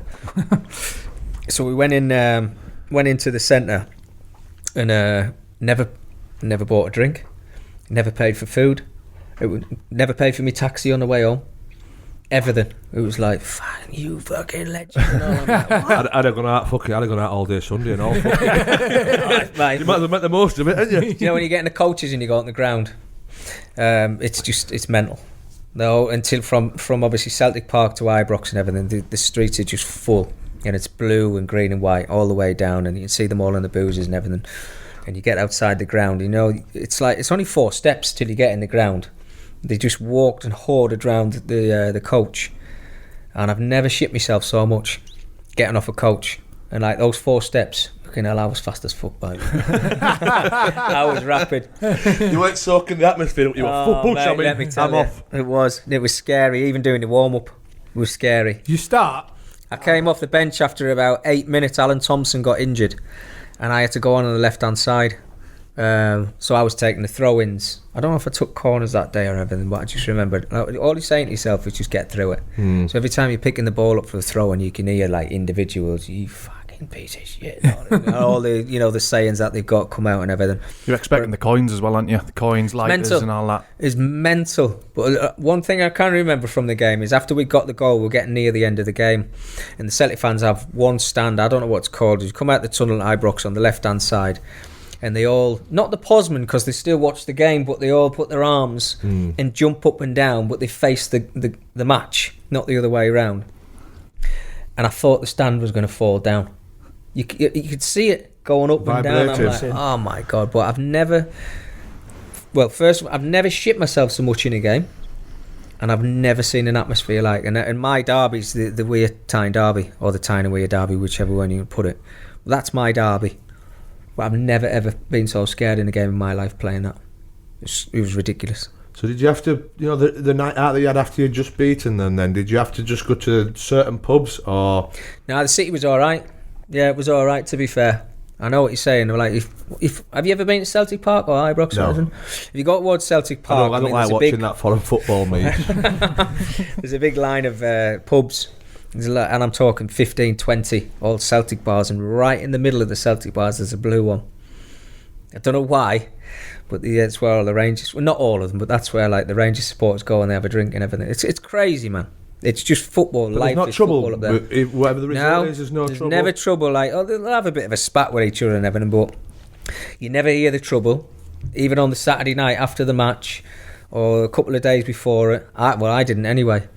But they are so passionate, and it's more to us. It's like, don't you fucking lose that game and everything. If you lose the next 6 games after this, don't lose that game. And you're like, shit. Well, then it's 4 games, isn't it? The play each other and cup games. Yeah, 'cause they always used to get to finals, isn't finals and later. Did you get a winner's medal? No, do you know what? I didn't because I only played, and that was the rule at the time. I don't know if you remember this when you were playing either. I never fucking won a league, mate. Don't worry. There's never been no chance to get a fucking winner's medal. You had to play 10 games, 10 league games, I think it was, and I played 9. Oh, yeah. I never asked the question of why I didn't get one. I wasn't bothered about it, to be honest with you. I was just playing. But then, as I said before, I went up to play against Rangers and I went to play Champions League football, which I would have never got at Sunderland. Yeah. And I loved it. I tell you what, I asked him at Sunderland, because he's come up a few times, Sean Thornton. So you'd have been his captain. Yeah, he's a nutter. Did you try and maybe calm him down, get him I think playing? everybody did. Yeah, everybody did. Remember, you know him, don't you? You know Sean Thornton, yeah. Apparently he bought a house, East Errington, I think it was, that area, over the other side of the water from I was, somewhere around there. And he bought this house, and when you walked in his door, he had wooden floor with ST. We heard about this. Have you heard about that? Is that a true story? That is it? I didn't know. In fact, go on. Yeah. So we obviously spoke about it on probably one of the first ones, wasn't it? Yeah. And then about 6 months later, somebody must have caught up on the thingies, and he messages on Facebook. He'd bought his old house and found the bit of wood with his name on it. He lifted the carpet up. Yeah, that was it. and the crest was there, yeah. So it's true. There's a picture. Yeah. So while he was getting a wooden floor in, which probably cost him about 200 quid, what was in your pool? The what? Your swimming pool. Do you not have your initials in your pool now? Definitely not. Not an easy one anyway. Need to talk about that. I remember because Sunderland Newcastle, obviously, you beat them a lot, didn't you? Back then. Back to back was the 2-1s, weren't it? And the one I remember was the Quinny header. Yeah. By the way, there's no point talking. There's no, unless you're a Sunderland fan, there's no point listening to this fucking podcast. Is there? It's all about you today, isn't it? Hey, Jesus Christ! Throwing a bit of Celtic in there for you. But it was mega. I mean, the first year that we played them, right, and it might bore you, right, but it was just pissing it down the rain completely. And we were like, the game's off.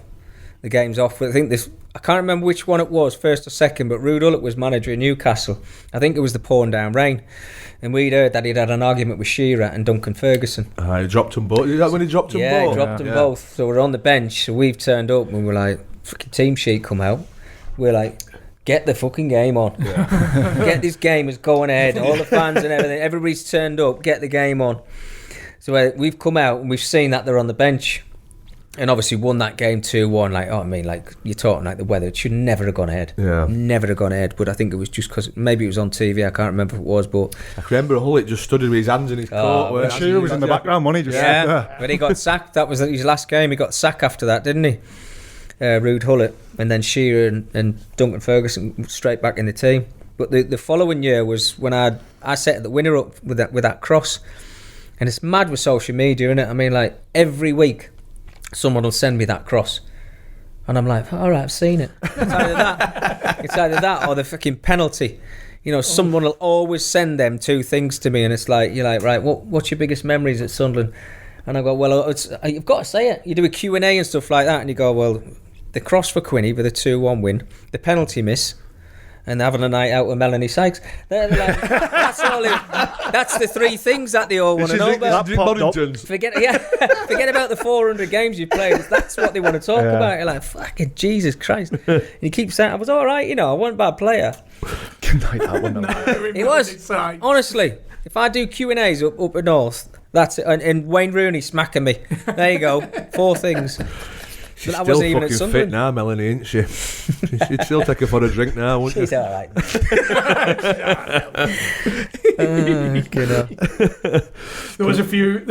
We got a few tweets about the Rooney incident. Yeah, that was Can you elaborate on that?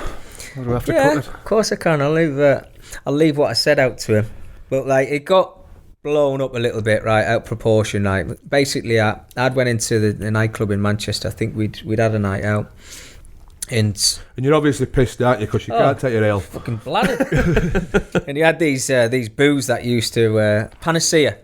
We're in Panacea, and they had these booths. So all the Blackburn lads were in the Panacea. In our little booth, and then Wayne Rooney's in his next to it, and I'm wasted.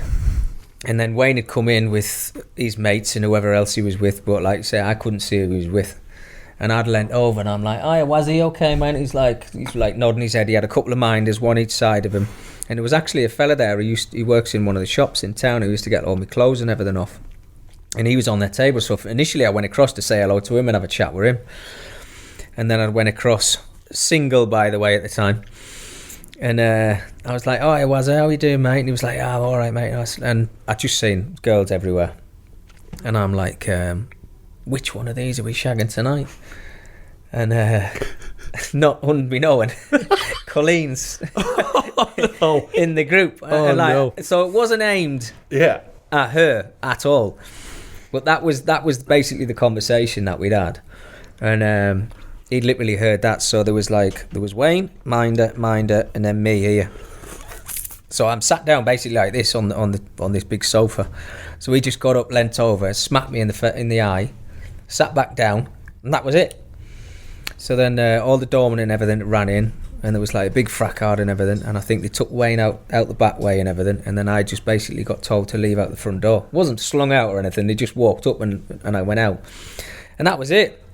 So I thought nothing of it. So this is like 2 a.m, and the next day I've woke up, come out my front door, and just as I was coming out the front door, I've had a look and I've just seen a line of about, because you got the drive, the gates and everything, and then you over the other side of it, there's this not a massive fence, but like, you know, if you stand on it, you can look over it.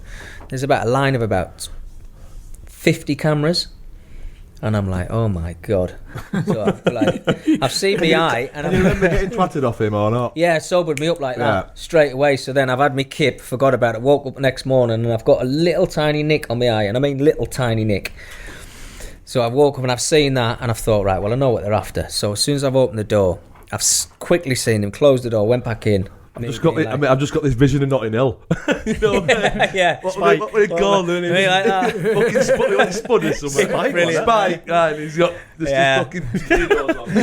And I couldn't believe it. Like, I mean, obviously they wanted the story because it was Wayne, nothing to do with me. So I went back in the house, me being like, you know, super celeb and everything. I put a pair of sunglasses on, come out of the house because I knew all they wanted was a photograph. Come out of the house, got in my car, out the gates, went to training ground, Blackburn's training ground, got to Blackburn's training ground, Sky, local news, cameras, you name it, same thing. So again, the bloody glasses are on, parked the car up. I thought I'd better go and sort this out with Mark Hughes. Went in and I just went, Gaffer, I said, I need to have a word with you. I said, you see all the cameras and everything when you come? When you went, he said, yeah. I said, right, it's for me. This was the Monday, so we had the Sunday off, this was the Monday. So I went in on the Monday and I said, look, a few of the lads went out Saturday and I said, like, there's obviously something happened between me and Wayne. I said, completely, like, you know, you might think it was me because you obviously think I do things wrong all the time, which, fucking, I was in his room every Monday. Did he know what had happened? No, he didn't know. He hadn't a clue. So he didn't know why all this massive media didn't have a clue. I don't think anybody did because I was home Saturday night, 2 a.m. Nothing was in the papers on the Sunday, and then Monday it was back pages and it was inside some of the papers and everything. I think then Sky had tried to run it, so they tried to do it live. So the cameras were there as I'm driving into the training ground. So you're watching Sky Sports News. I was driving into the training ground. They were trying to get something which was live straight away, and I just like went, pfft. No, in the gates, into the training ground. Then I saw Mark Hughes and I said, look, I said something to Wayne at the weekend. I said, like, and he's obviously leant over, he smacked me in the eye and he says, what, is that all? Because it was tiny, honestly, like, it wasn't a massive black eye or anything at all. And he says, well, are you telling me the truth? I says, 100%. I said, that's exactly what happened. I said, I'm not holding anything from you or nothing like that. I said, that's what happened. He went, right, brilliant, great publicity for the club. He says, get out there and go and train. It's exactly what I said. And I went, all right, okay. So he didn't fine me or nothing like that. He says, well, you've done nothing wrong, you're out on a Saturday night. But I say, you can't really fine. He's not actually done. So that was the way he looked at it. And they asked him about it. He says, well, you're not getting anything from me. He said, I've spoke to Mickey. He says, that's it, he's out training now, he's fit, he's ready to go. And that was it. You know, when and I was there at this point, but we've had people saying about the Ferrari. Yeah. Is that because I can't remember any of the lads? Story. Yeah, I was there and I can't. What's the story? I came in on the day that 90 people had lost their jobs, hadn't they? They'd lost their jobs at the club because we got relegated, so they couldn't keep everybody on and all that. So they were cutting everybody down. Yeah, but three months prior to that, I'd ordered a Ferrari, a red Ferrari. So we went in that day. Mick McCarthy was manager, and we didn't know they were losing their jobs this day. So I've obviously, the cars got delivered to my house in this this van thing at the back, and they pulled it out. Been waiting for it for 3 months. I was like, fucking dead excited. I can't believe it's that much of a fucking waiting. That's why I've never got one. I can't wait 3 months. If I'm ordering something, I can't wait fucking 3 months. Probably not now. You'll probably get it the next day now. But I just remember I had to wait 3 months for it, so it actually turned up on that day. So they pulled it off the back of this truck. It came out this box, and I'm fucking obviously dead excited. I mean, I lived a mile away from the training ground, and this red Ferrari. So they take it down. I'm dead excited. So I'm driving it. So started it up. I drive to the training ground. I got the training ground. All the lads. I've been telling the lads I was getting. I just didn't know what day it was arriving. Turns up training ground. I gets into the car park. This is the new training ground now. So we get in the training ground and I'm in the car park, fucking vroom, vroom, vroom, just so the lads could hear, and they've all come out. Let's have a look and everything, give us a go and all that. As we can sit in it, and then eventually fucking comes out the car. So I'm buzzing with the car.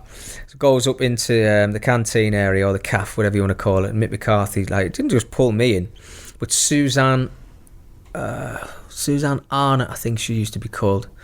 She used to be Bob Murray's understudy, if you like. Anything to shout back to the chairman or any little stories, let's go back to the chairman. Bit of a snake, was she? Yeah.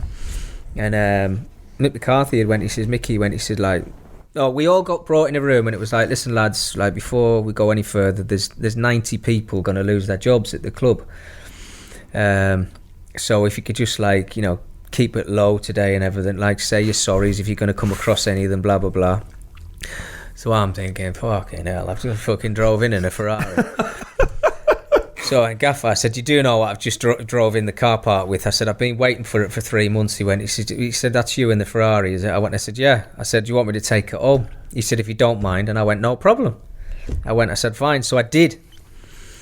But Put the Ferrari on and just went back in his Range Rover. Aston Martin. So I did, yeah. Anybody knew that?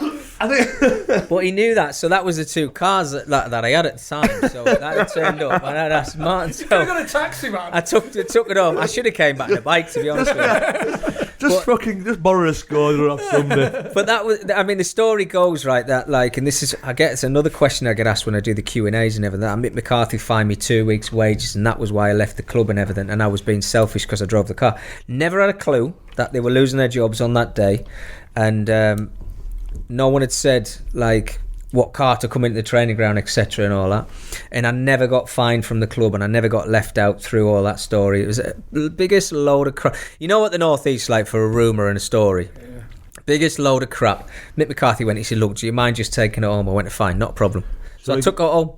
If you'd have got delivery of the car 2 days earlier, you don't think there'd have anything been made of it? Without a doubt. Yeah. Without a doubt. It was just because it came that day. And I probably wouldn't have gone to work in that car that day. Because I lived like literally a minute round the corner from the training ground.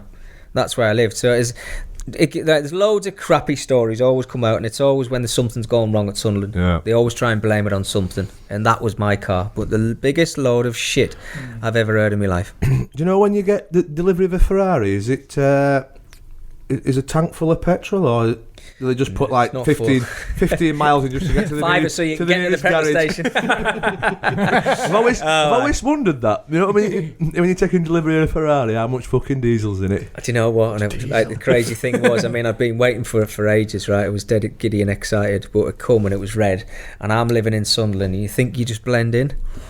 Oh no, you find out quick. I think I must have kept it for about 3 months as well. I was waiting 3 months, kept it 3 months, and then sold it on.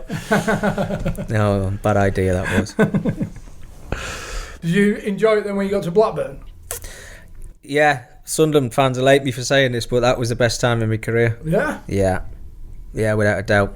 So you'd been to Celtic on your loan. Yeah. Come back to Sunderland. Have you still got a contract at Sunderland, or were you up?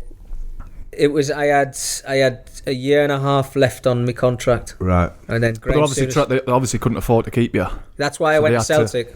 But even after that, would they not? Yeah. Well, then I came back, and funny enough, I played one more game for Mick. We played Millwall. He put me on the bench, and I'd been captain for 3.5 years and everything. And I went out to Celtic on loan, and I came back, and he's one of my best mates, but Thirlwell. So he was captain in the game. Alton? Paul Thirlwell. Oh, I'm thinking... Alton? I played with somebody at Hull called Alton Thirlwell, I'm sure I did. Yeah. But he might have been at Sunderland, was he? Nah. Tottenham. Right. Yeah. Sorry, mate, I'm interrupting. No, it's all right. In the so he was captain for the game. We played Millwall, and Mick brought me on for the last 15 minutes. I'd been at Celtic, I'd come back. And you know, when you come on the pitch, and normally like whoever's captain will like come across and put the armband on you and everything. Fucking did he, fuck. Yeah, well, I was looking at him. Did you walk on like Superman? Put this fucking I'll never forget it. I'll never forget it. And Dennis Wise was playing for Millwall. So I don't know how old Wisey was, but Wisey come over. He says, is he not giving you that fucking armband? And I went, doesn't look like it, does it? And I remember looking at Thursday and going, any chance? He was like, fuck. I come off at the end of the game, but that was my last ever game for Sunderland, that. And then Suey called me after the game. He said, how long have you got left on your contract? I said, I think I've got about 18 months. You were right. He said, do you want to come to Blackburn? I went, absolutely. He said, right, we'll take over your contract and we'll give you an extra year. So I was buzzing with that, went down. Same pay and everything? Everything was the same, yeah, but there was like stumbling blocks because I had, as every player had, you know, I had huge signing on fees that I was waiting for. Yeah. And and a testimonial which I didn't get at Sunderland. I didn't take it because I let Niall Quinn go ahead of me, and not knowing that he was going to give all his money. So I remember because he killed everybody. I was absolutely raging. For having the testimonial and then giving it away? He gave it to charity, didn't he? Was he the first one? Do that. He was It's the like- first one, wasn't he? He It's asked like when me. you win it raffle. Yeah, but the problem is, Put it back in. Thinking, Auction "Right, it, put auction it back, off. put it back, Auction that's it off. then. Everybody's got to give it back, haven't they? Quinny had only had 7.5 years, so everybody thinks it was a Sunderland testimonial. It wasn't. It was a Republic of Ireland testimonial. And he played against Sunderland. Because you get a testimonial when you have 75 games for your country, for Republic of Ireland. So that's why he played for both teams. So he obviously did it at Sunderland. I mean, Quinny's an absolute god up there. But he'd had a bad toe. Something was wrong. I think he actually retired after that. I don't think he played after his testimonial, or he might have had another season out of it or something. But he came up to me because mine was against Celtic. That was why I went to Celtic. And I seen Martin. He got the letter, signed the letter. Right, we'll play you in the summer. So it was all set to go. And Quinny went, he said, look, he said, I'm thinking about retiring early. He went, he said, I've got this testimonial through my country and everything. Do you mind if I go ahead of you? And I just went, I said, look, you go ahead of me, not a problem. Didn't say anything about giving any of the money away at the end of it. And then after the game, found out he'd give £1 million away, or there or thereabouts. And I remember seeing him straight after. I went, I said, you've killed me. I said, you've absolutely fucking killed me. I said, you're going to be fucking Niall Quinn OBE or MBE. And I said, I'm sat there fucking still waiting after 12.5 years for my testimonial. And I went, I said, I can't do it now, can I? I said, like, what am I supposed to do? Exactly the same as you. So, yeah. I didn't take it after that. Fuck you, Niall. Yeah. And I know, like, people at Man United and everything have had their testimonials and stuff since and done exactly the same thing. But look, the money in football now is like, you know, it's astronomical. It's fair play to them if they want to do that. But yeah, that was the reason I never eventually took it. Oh my god. Were you at, was Bentley at Blackburn? Yeah. I tried to get Dunny to tell us some crack about him. Bence was he was a funny lad, funny character when he first come in. He loves all his rock and roll, heavy metal and all that stuff. Like, when you look at him, you think, right, good looking kid and everything. No, everybody's comparing him to Bex and everything. Comes in with like his hoodie on, like fucking ZZ Top and all that shit and all over it. ACDC. It was all that stuff. And you used to get in the car park and all the lads would leave at the same time, and he'd get in his car and like you'd hear them, wouldn't you? Like, there's R&B in that one, and there's the same thing going on this one, and who's got the biggest beats going on and everything. And then fucking Bence would turn his car on. Fuck me. Fucking like heavy metal, like rock and roll stuff that you just could not understand. And I'm like, Jesus Christ, Bence, how have you got into that? And he went, I love it. He said, I fucking love it.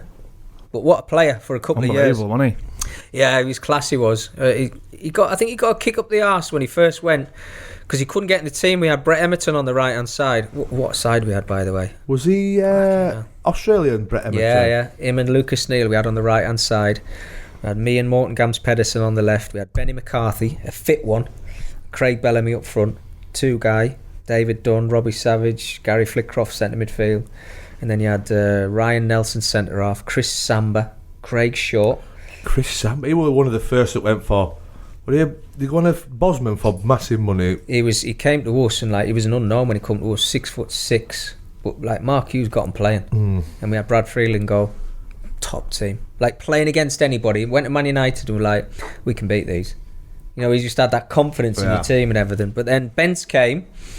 And he took Brett Emerson's place on the right-hand side. You know, he wasn't the fastest in the world, just clever at getting that half a yard, but his ability, free kicks and he's crossing, oh my God.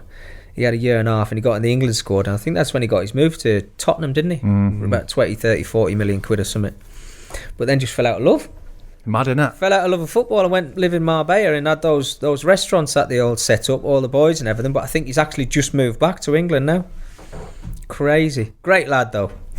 Great lad. There. Huh? Jorkev there. You were in No. Jorkev when you... He weren't there now. I think he was well gone.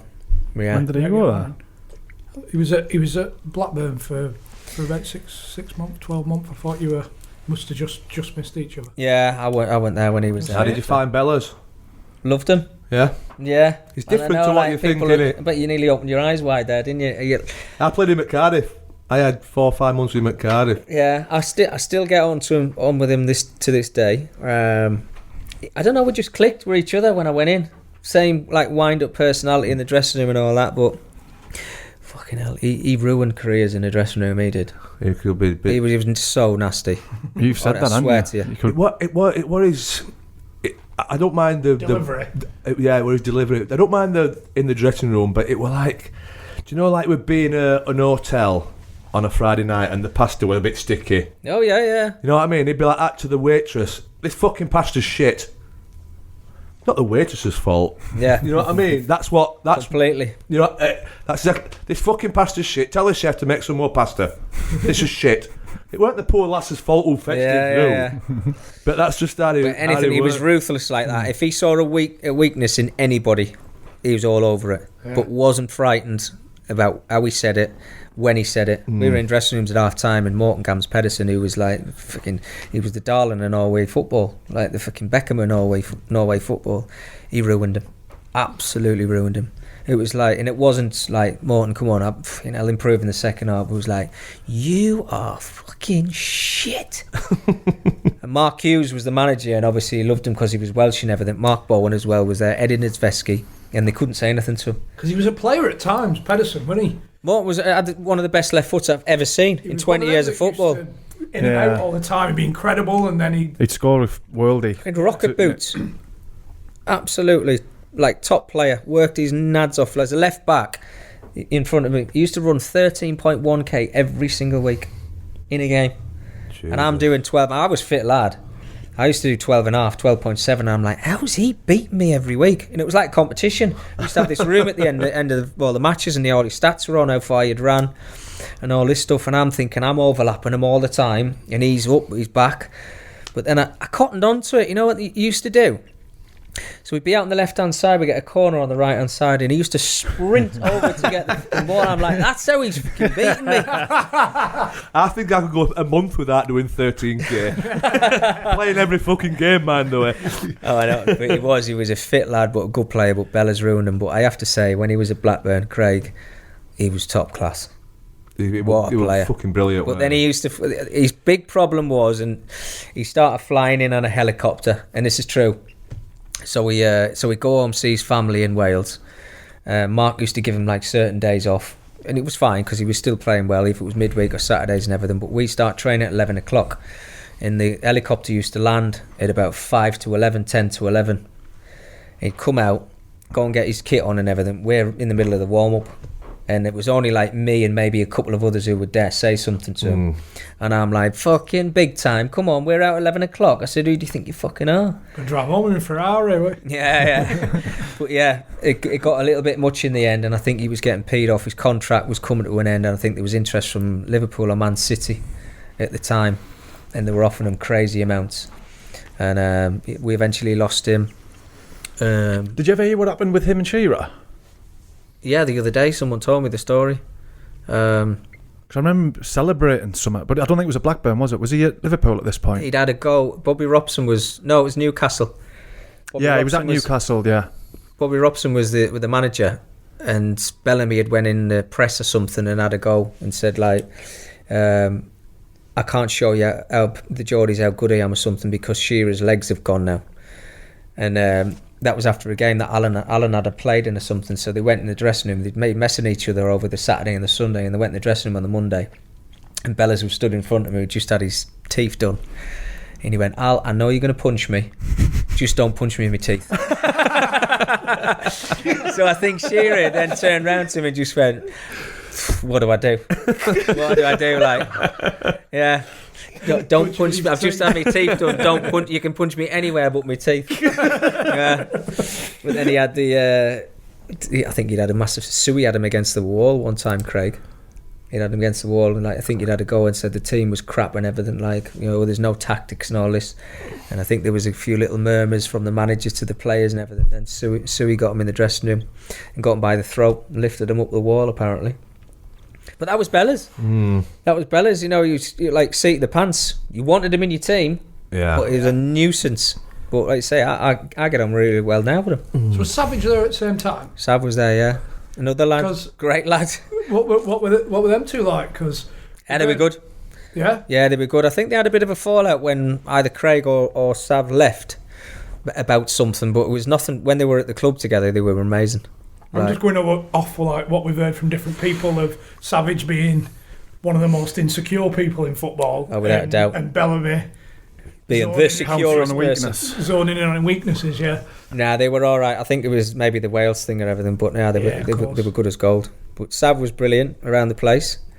I hated him before he came. Absolutely hated him. We played him in the semi-final of the League Cup once, Leicester. And he was putting himself about. He was actually playing on my side, tried to go through me, and I thought, I'm not having that. But we did a two-legger, so I got him back.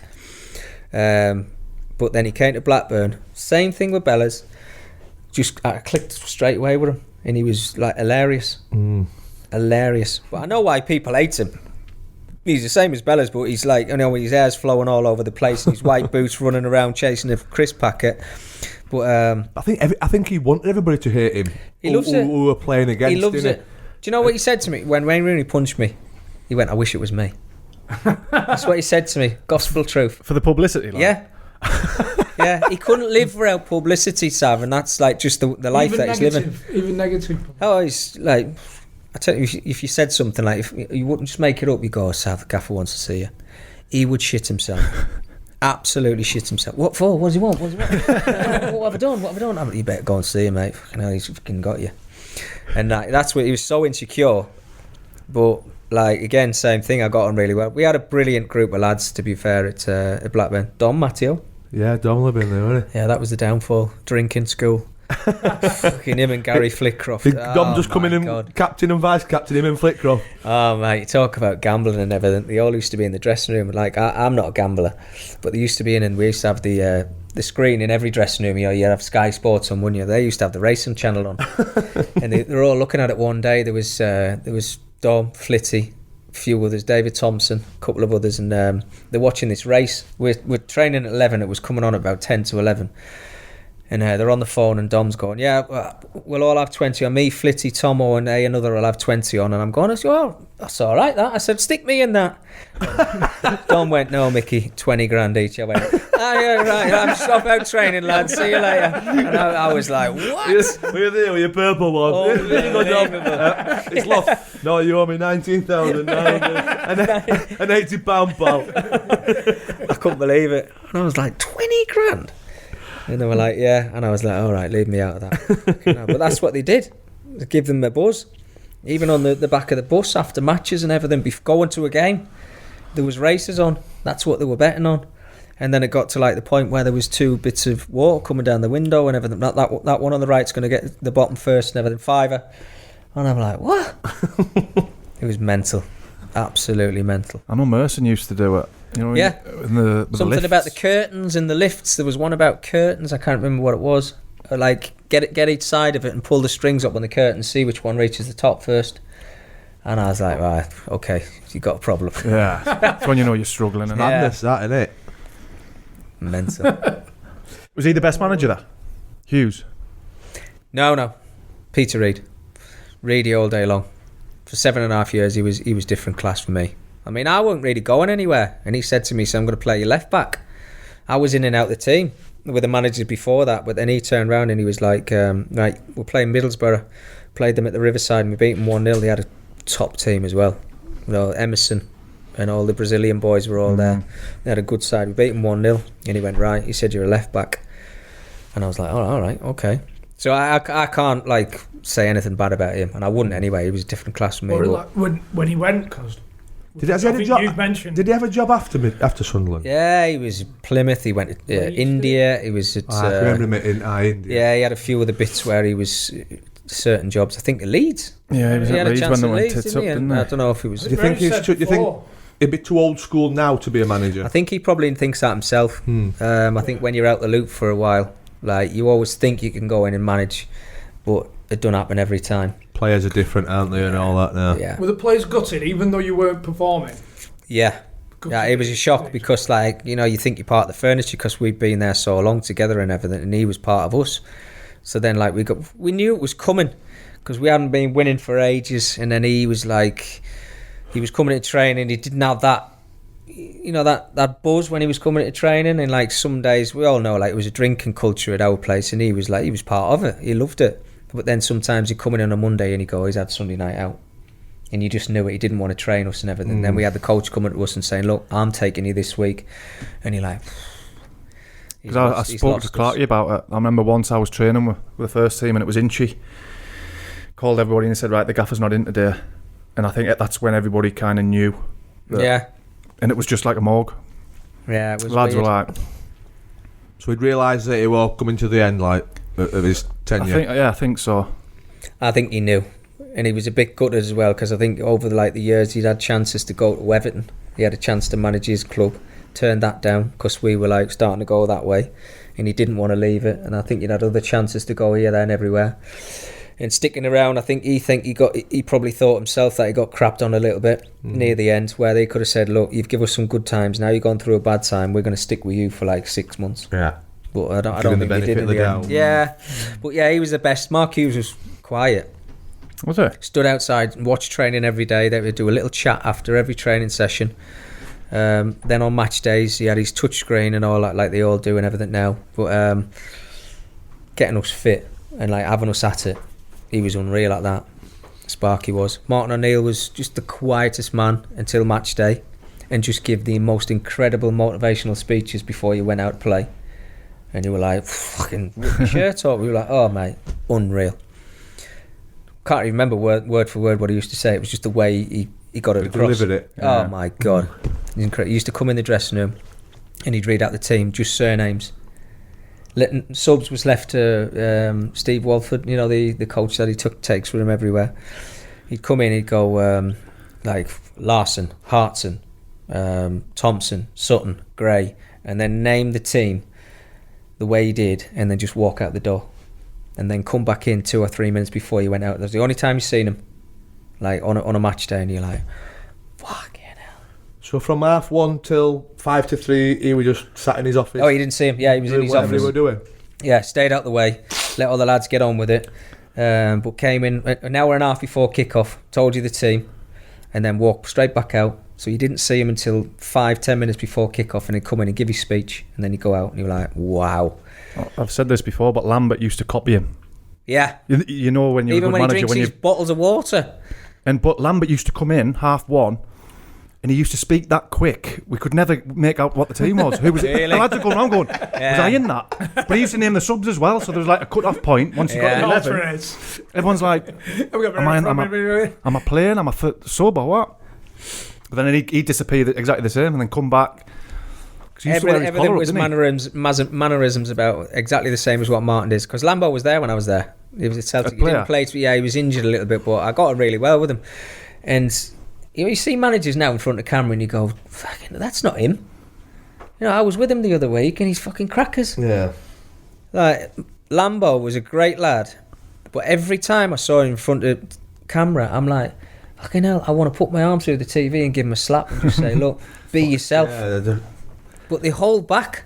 Yeah. And I think that's a problem when you see people in front of camera. Mourinho at Man United, right? You talk to any of the Man United lads, maybe not Luke Shaw, but everybody else, you go, what was he like? They'll go, hilarious. Fucking brilliant. Training sessions, fantastic. Love playing under him. Put him in front of camera when he was Man United manager, you go, what an arse. Yeah, it was like... He's supposed to be a top bloke. Would Pogba say the same, do you reckon? Eh? Pogba. Because there was a bit... I don't know that's about the media. him. That's the media, isn't it? Yeah, Creating I don't know this about him. But I think there's too many of them, before they go into a press room and everything, they know what they're getting asked. Yeah, we've got the press. Whoever's a press officer at the club have said you can ask him X, Y, Z. Yeah, and you've got your fucking. He's got his answers fucking lined up. Really, they're prepped for it. They're prepped for all their answers, which I think's a bit of a shame, really. But if you go back to Reedy's era and everything, didn't care what they say. They'd always stick up for us as players, and you'd have had gaffers like that all the way through your career and everything. You'd probably been the same. They always used to stick up for you, but in the dressing room they go, right, look, that was fucking shit today. Yeah. Right, I'm not going in front of them cameras and telling them that, but let me tell you, we're in Monday. No one's out this weekend. We're in Monday to work. But then they go in front of the camera and they go, couldn't give me any more. Yeah. And you're like, fucking brilliant. Sticking up for us at least. It's not the effort, or I'm getting all the effort from the lads. And 5 minutes earlier, they'd been fucking saying, you fucking lazy bastard. You fucking you're saying that. Well, that was it. But you knew that as a player, right, all right, we know we're going to get a bollock in here. But please stick up for us in front of the camera, because I don't want to look like a shit, because everybody's obviously got their opinion anyway. Was at the match and who's going to see the game? Don't need our gaffer turning around to us and saying, well, he was crap, he was shit, he's fucking not playing next week, he was a bag of crap. You're like, for fuck's sake. Yeah, there's these documentaries out now. Obviously Leeds brought one out, and Sunderland have even brought one out, like Amazon things. Mickey was on the Premier Passions with Reedy, and that was unbelievable. Well, that was the kickstart with him, weren't it? Yeah, because I mean, he's come in like really, and it was our promotion year, and they're in the dressing rooms, the training ground when we've got nights out and everything. Like, they've put this video together, how they fucking done it, and how all the lads are like still fucking married and everything. I'll never know. It's like, you know, when you look at it, you think, fucking hell, this mental, well, absolutely mental. But his personality come across in that documentary, like he is as a person. He's like heart on a sleeve, really passionate, just wants you to go out and give everything you got. And he had a group of lads who did it. They weren't superstars by any stretch. But I think the fact that that season you did well and got promoted, whatever you actually were doing, it wouldn't have mattered, would it? Oh. You know what I mean? To people watching it. Yeah, exactly. You could have been fucking, I don't know, throwing fucking dwarfs off Tyne Tunnel Bridge. Well, that's what I was saying. Nobody to get a fuck. That's what I was saying to you before about, like, if you're winning, you can. It don't matter what you're doing. Yeah. So we've got throwing dwarfs off. We've got throwing dwarfs off Tyne Tunnel Bridge. By the way. I switched off. I missed it.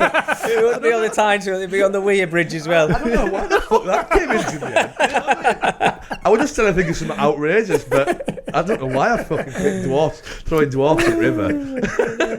But the point I was trying to make is, it don't matter. He could have gone out Monday, Tuesday, Wednesday, Thursday, Friday, Saturday, Sunday. If you're winning on a Saturday, nobody gives a fuck. Yeah, exactly. Yeah. So Blackburn, Leeds twice. Yeah. Well, Leeds, Blackburn. I was signed for Blackburn, but it was Blackburn, Leeds, So I had two spells. Permanent? No. Oh, loans? No, but loans. Under Kevin Blackwell and Dennis Wise, the second I one. thought he's going to get another mention, isn't he? Blackwell. Blackwell. And Wise, actually. We've not got a strong opinion of Wise on this show. No, You know any twatted What? Carl Davidson Yeah. from when Jerry told us? Oh, in the was that in the hotel room? Yeah, when he's just walked in and twatted him. Bellas did that, didn't he, with John Arnorisa with the golf club? That's what I was on about when I said Liverpool. I thought it was Shearer, but was that in the room? Was it? That was in a room, yeah. He went in with the golf club in the middle of the night because John Arnorisa had a go at him at the dinner table or something. Try to be smart, so Bellas had got the golf club, hadn't he? And went in his room in the middle of the night, got a key for his room, got in his room, and battered him with it. With a golf club, but then they played Barcelona, didn't they? Liverpool in the Champions League, and Bellas scored, and his celebration was the golf club. You've got to be an angry man, ain't you? To leave it for sort of 4 or 5 hours and then go and pick a fucking 7-iron up and then go and get your key from reception. It's stored anger. There's something missing there in the brain. In all seriousness, like going in with has he proper? Oh yeah, it was a definite story. No, he proper thumped him because. And then he celebrated with a golf. Yeah. What would you go for? Where would you hit him? Because if you hit him around the head, there's a good chance you can kill him, isn't there? Without a doubt, yeah. Are you just going like lower leg, lower limb, or arm? You've got to go shaft. You can't use the club. I've never asked him where he hit it. I know he hit him. John, I know he hit John. Never asked him which club. And let me tell you, he'd have had to go in with a golf club because he's a big lad. Yeah, who's that? Lad. John Arnorisa. Did they make up? Do you know? I don't know. I don't think you can make up with somebody who twats you with a fucking 7-iron, can you? Sent him a Christmas present, a box of balls. With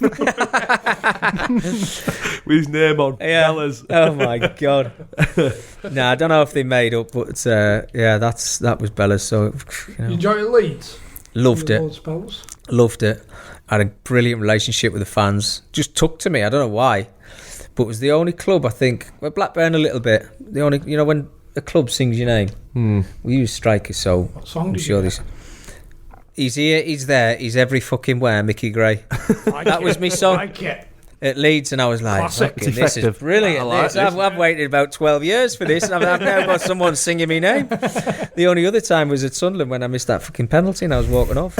One Michael Gray, that's all that you come up with. But yeah, I loved Leeds. First time I went under Kevin Blackwell was class. Blackwell? Pardon? Get on with Blackwell? Yeah, he was. You're the first one who's come on who did. Really? Yeah. Well, maybe it was because I was on loan. I don't know. But he was good. He was good in the dressing room. He had all the lads at it. Just missed out on the playoffs, I think, that year. The year I went. I mean, I think I played about 10 games. I went near the end of the season, and then I went back to Blackburn. Started playing for Blackburn. My first game was against Man United at Old Trafford. I got back in the team. We beat them We beat them 2-1. I set up the winner. Thought we'd missed it. If I can see the celebration of me. Morton Gams Pedersen, I nicked the ball off Scholes just on the edge of the 18-yard box, and I played it to me left from Morton, and he had a shot. And from where I was stood, it looked like he'd hit the side netting. It was like the last minute, and I'm like this. Yeah! You know, when everybody starts cheering. But yeah, that was incredible, that. And then I went on a massive run. Ronaldo played on our side that day, Morton. I went, it's fucking helped me out. We're going to have to do fucking 16k today, Morton. Played against him 3 times, Ronaldo. Beat him 3 times. Yeah. Some record, that, innit? Fucking no. What was he like to play against? Oh, I'm a bit like that with scary. Shrewsbury. I played Shrewsbury twice. We've won both games. Scored. No. Yeah. Oh, it's just like a steam train. You didn't know what he was going to do. It was when he was doing all his step overs. When I say what age will he have been here? Would he have been the skinny, 22. kiddish? 21, 22. Can you call him a skinny kiddish? But you know what I mean? I You know, know. before he really He was scary. He was scary. There's always times when you play against Man United, and he's probably the same as me. When I used to walk down that tunnel, right, and Cantona used to walk down, chest out, collars up and everything. You just look, you like that, your head, you can't stop yourself from looking. As soon as you go like that, you go, right, we're 1-0 down, we haven't kicked off.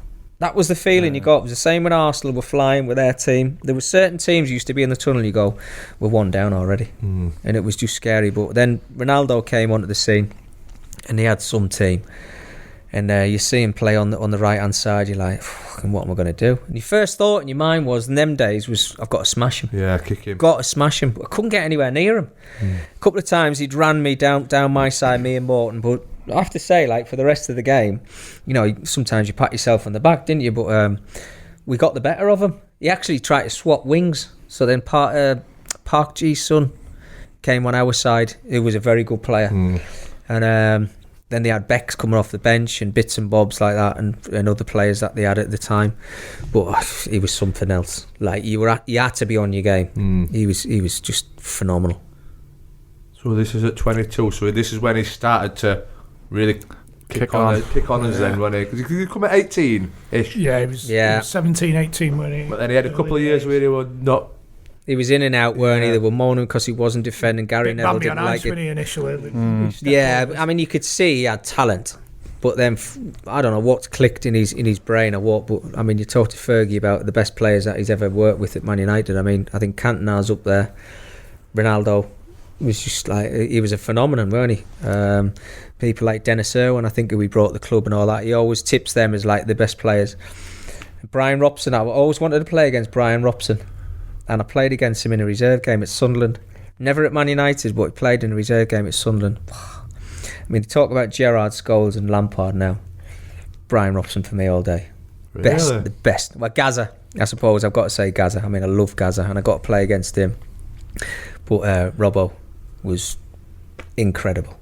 What a player. See, I can remember, I'm just trying to think, when would he have retired, Robson? 98-ish? He was round about, maybe the noughties, 99, because they won the Premier League, didn't he? And he'd been waiting to win the Premier League, and him and Brucey picked up the trophy. And I think that might have actually been his last year. And then he went to Middlesbrough, didn't he, as manager? So I never seen him play that much, as it. Yeah. You know, I can't really remember. What a player. What a player. Towards the end, I think I can remember him scoring. He's not scored a goal in about 16 seconds or something for England. Yeah, and then he done his collarbone. Didn't play after that. Mm. Yeah, he was something special. Brian was. I mean, you talk about drinkers. There was him, Norman Whiteside, Paul McGrath. I think Gary Pallister at the latter end of it. Every single week, same pub, and you couldn't go until you couldn't walk. And apparently he used to get up the next day and train, and he'd be the best in training every day. Well, I was like, fair play. To be fair, that's probably why Ferguson let him get away with it, because he still were the best player in training. He was amazing, mate. He was just different class. Like, players have got auras when you walk in a room. I've been in a room after he made himself successful with Becks. Becks, like, he walked in a room, he was like that, and you couldn't help but look at him. Brian Robson. Well, because of his football or because of... I think all of it. Just everything Yeah, else his with celebrity status and everything. I think like What was he saying? He had no tan. yeah, no, yeah, it might have been. Yeah, That's one of the things I'd do. If I'd have ever got in an England squad, that's what I'd like. Just like to go and get a little tug. You know what I mean? Just so I could always say, you know, David Beckham. I've given him a little. I've not wanked him off, but just touched his tadger a little bit. I'll give him a little tug. You know what I mean? That's. Who have you played with that's had that biggest aura? A teammate. Whoa. Well, the England squad, I think, had a few. Like Shearer had it at the time. I suppose it's difficult though when you play with someone, they kind of lose that aura, don't they? If you've seen them day in, day out. Yeah, I suppose they do. Yeah, but like Not Enric, if you're 2 weeks every. Yeah, the England that's what I No, mean. yeah. England's different. It's only. there were always certain ones in the England squad. And I say I only got in about 4 or 5 England squads, but like you can't wait for an individual to walk in and go, let's see what he's really like. How has he changed over the years and everything? But Beck's had it. He had an aura about him. Alan did as a player. Enric, when I walked into Celtic, he was like, you walk into a room, you're like, can't wait till he comes in just to like, look at him. Yeah. Sounds a bit weird, that, doesn't it? Like, but you do. It happens, doesn't it? Yeah, it's just certain players. I mean, like, But where's the Stand thing there, with Enric. Let me look when at you you. when you actually play with them though for a prolonged period of time, you realise that they're just fucking normal guys. yeah, they are, because you get to know them on like on a basis of where like you look, he's your teammate. If I can't get on with him, he's your teammate, then I've got a serious problem here. Yeah. You'll like see Henrik Larsson will be sat with his dinner and have a bogey. Yeah, You know what I mean? Yeah. Like Well, that's anybody. just ruined the dream. Well, No, sit- but like sitting everyone down else, like when this. he's not fucking God. He's not Jesus. He's not God. Porgy. But you know what I mean? I'm just trying to think something that everybody has. scratching your ass. Yeah, Henrik Larsson will be fucking, I don't know, beating his arsehole in dressing room. Feet in his ass. That was Lorenzo Amoruso at Blackburn. Oh my god! First time I seen it. Huh? On a regular basis. Pretty much every other day in training, he'd sit there with the clippers on the edge of a chair like we're sat on right now, and like every hair on his body off, chest, legs, arse. Arsehole. Yeah, you name it, the lot. And I'm like, Lorenzo, what you doing? And he was like, it's an Italian thing, Mickey. He said, don't worry, it'll be like everybody be doing it now. And you watch Premier League players now, they've all got smooth legs. You watch Grealish, aren't they? next game you watch, there's not a hair on their body. You can imagine them all, can't you? All around in a circle in the dressing room like this with their shavers. I can imagine being a YTS back in the day, you know, like picking all the hairs out. Oh no, that was my job, the big bath. I had the big bath with a scrub. Oh. It was horrible. How did you get on with Joofy? He wasn't there. Oh, was he not? No, I missed him. I met him a couple of times on nights out. Surprise. He was a bit flash, weren't he? And I think before he left England, he had a go at Carragher, saying like there was about 10 players better than him at Liverpool and everything at the time. But no, I missed him. I wasn't there, but he was a character, wasn't he? Indeed. Did so that when the call came from Mick McCarthy then to reunite at Wolves, did you not think twice straight? No, I didn't. I was on holiday, and he'd phoned me at the beginning. The season had finished wherever I was at the end of that, Blackburn I think it was, and it's Matt, right? So I'm waiting at the end. I knew my contract had finished, so you know at the end of the season they get you all in the room. They go, right lads, this is your programme for the summer. Right, this is how you need to look after yourself. Have 2 weeks complete rest, then start ticking. That's what I used to yeah, well, That's what I used to do. Fuck Straight off. in the bin. I'm like, I'm fit enough. I he always used to win the running and everything, so it didn't bother me. So I never looked at all that. And I was sat waiting, and Mark Hughes like said his piece and everything, and went in his manager's office, and I'm like that. And the lads are going, what's happening? I went, I don't know. I don't know if I'm here next year. I don't know if I've got a new contract. Still waiting to this day to find out whether he's offering me one or not. Honestly. So and then I just thought, right, all right, well I know what's up. I'm not even going to go and see him. He hasn't had the guts to come and say, look, thanks for your time and everything. Was that disappointing? Oh, I was gutted, yeah, because I love Blackburn. But they brought Stephen Warnock in from Liverpool, who then started to play the last season I was there. And he was brilliant. He had a great season, Stephen, and I was like, well, I'm not going to play, so I know they're not going to offer me a contract. So then I went summer, had the holiday, got a call off Mick early doors, and said, look, we'd love you at Wolves. I mean, I'm sorry, but you know, to go back, was it disappointing from Mark Hughes? Yeah, no, I was As a disappointed person, in him. Yeah, you know, not to come and say, 100%, look, yeah. like, I can't offer you a contract. exactly. Which Yeah, he'd have been like, yeah, no bother. But I you know, was like somebody, gutted. like for me, he's that stature where you think, what a fucking player, what a player. hero. And he knows how footballers are. It's a bit of a cunt trick, isn't it? Was it personal? Did you get on with No, him? I got on with him really well. I mean, I would say really well. He was hard to get to know, Mark, to be honest, because I said he was really quiet up until match days. So he was difficult to get to know. But like when I did have conversations with him, they were decent conversations. So I sat there, and all the lads were coming up and going, "What's happening? Has he seen you? Are you going to go and see him?" And I thought, do you know what? I'm not going to go and see him. It's up to him to come and say, What Mickey, age will you have been here? 29.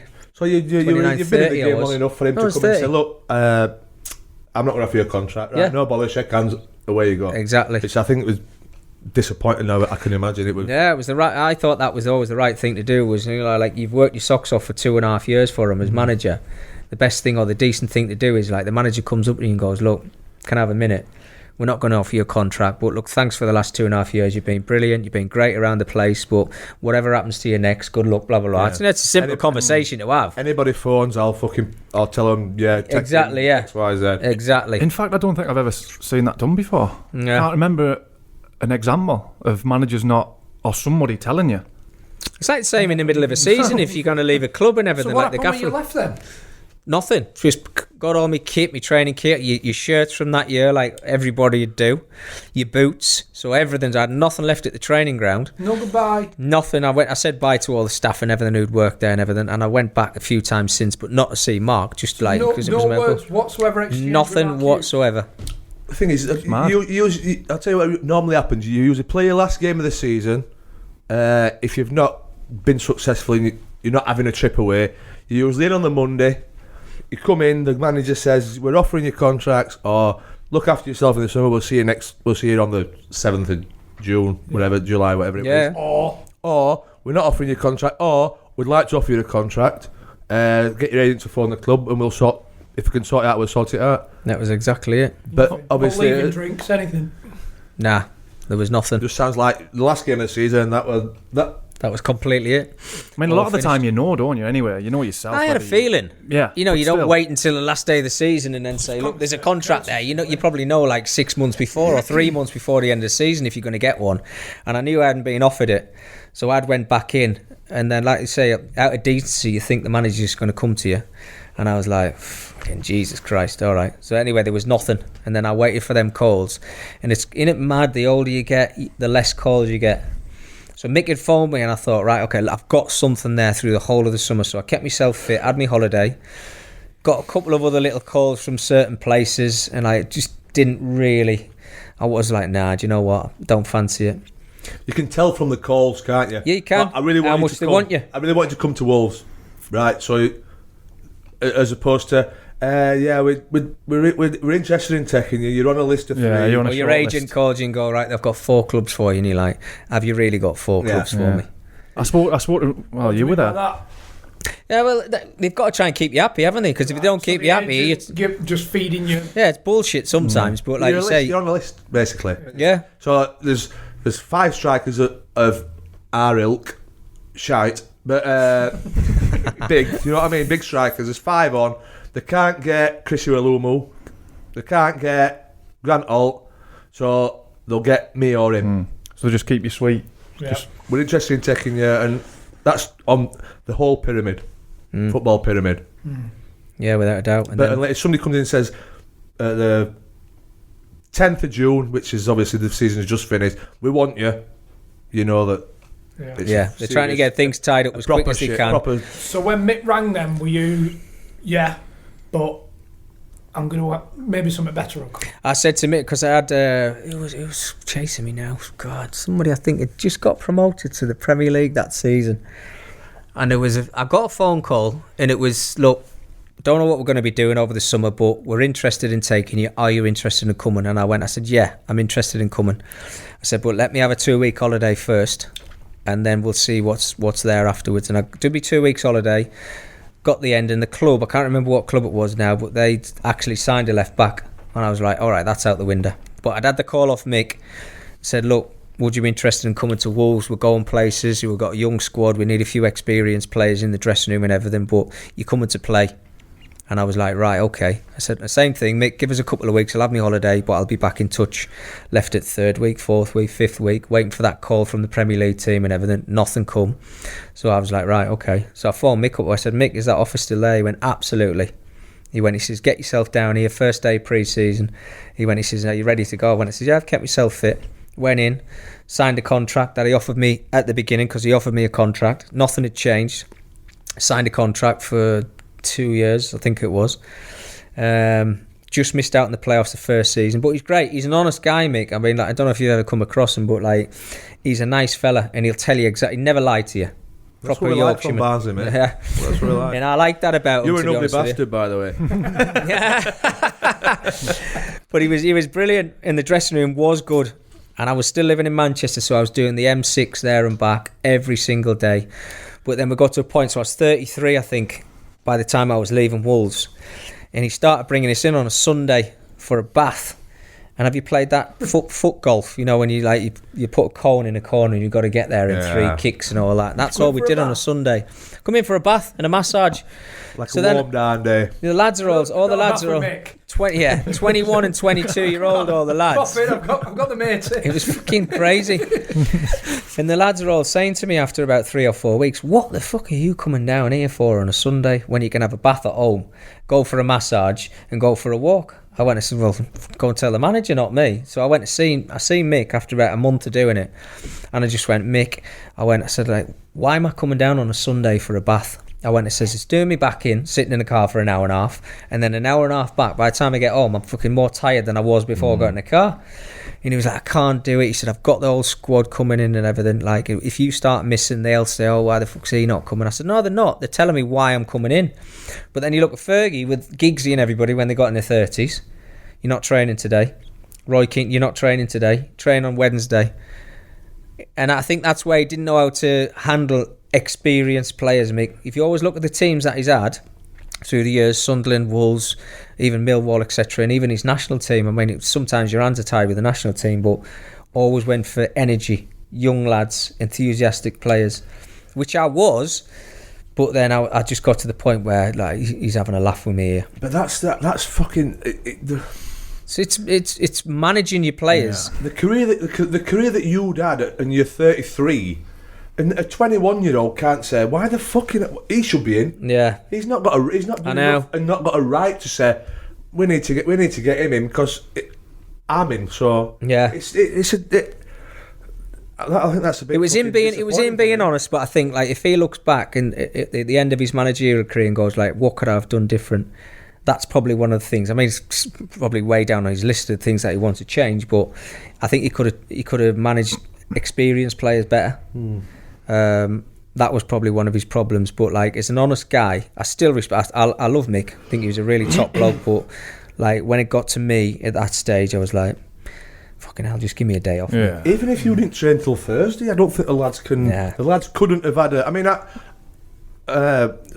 messaging Bayo Akinfenwa the other day to come on the podcast, and I was like, fair play, mate. You're still going at 37. He was like, Gareth Ainsworth looks after us. If you're not going to know midweek game, I don't train till Thursday.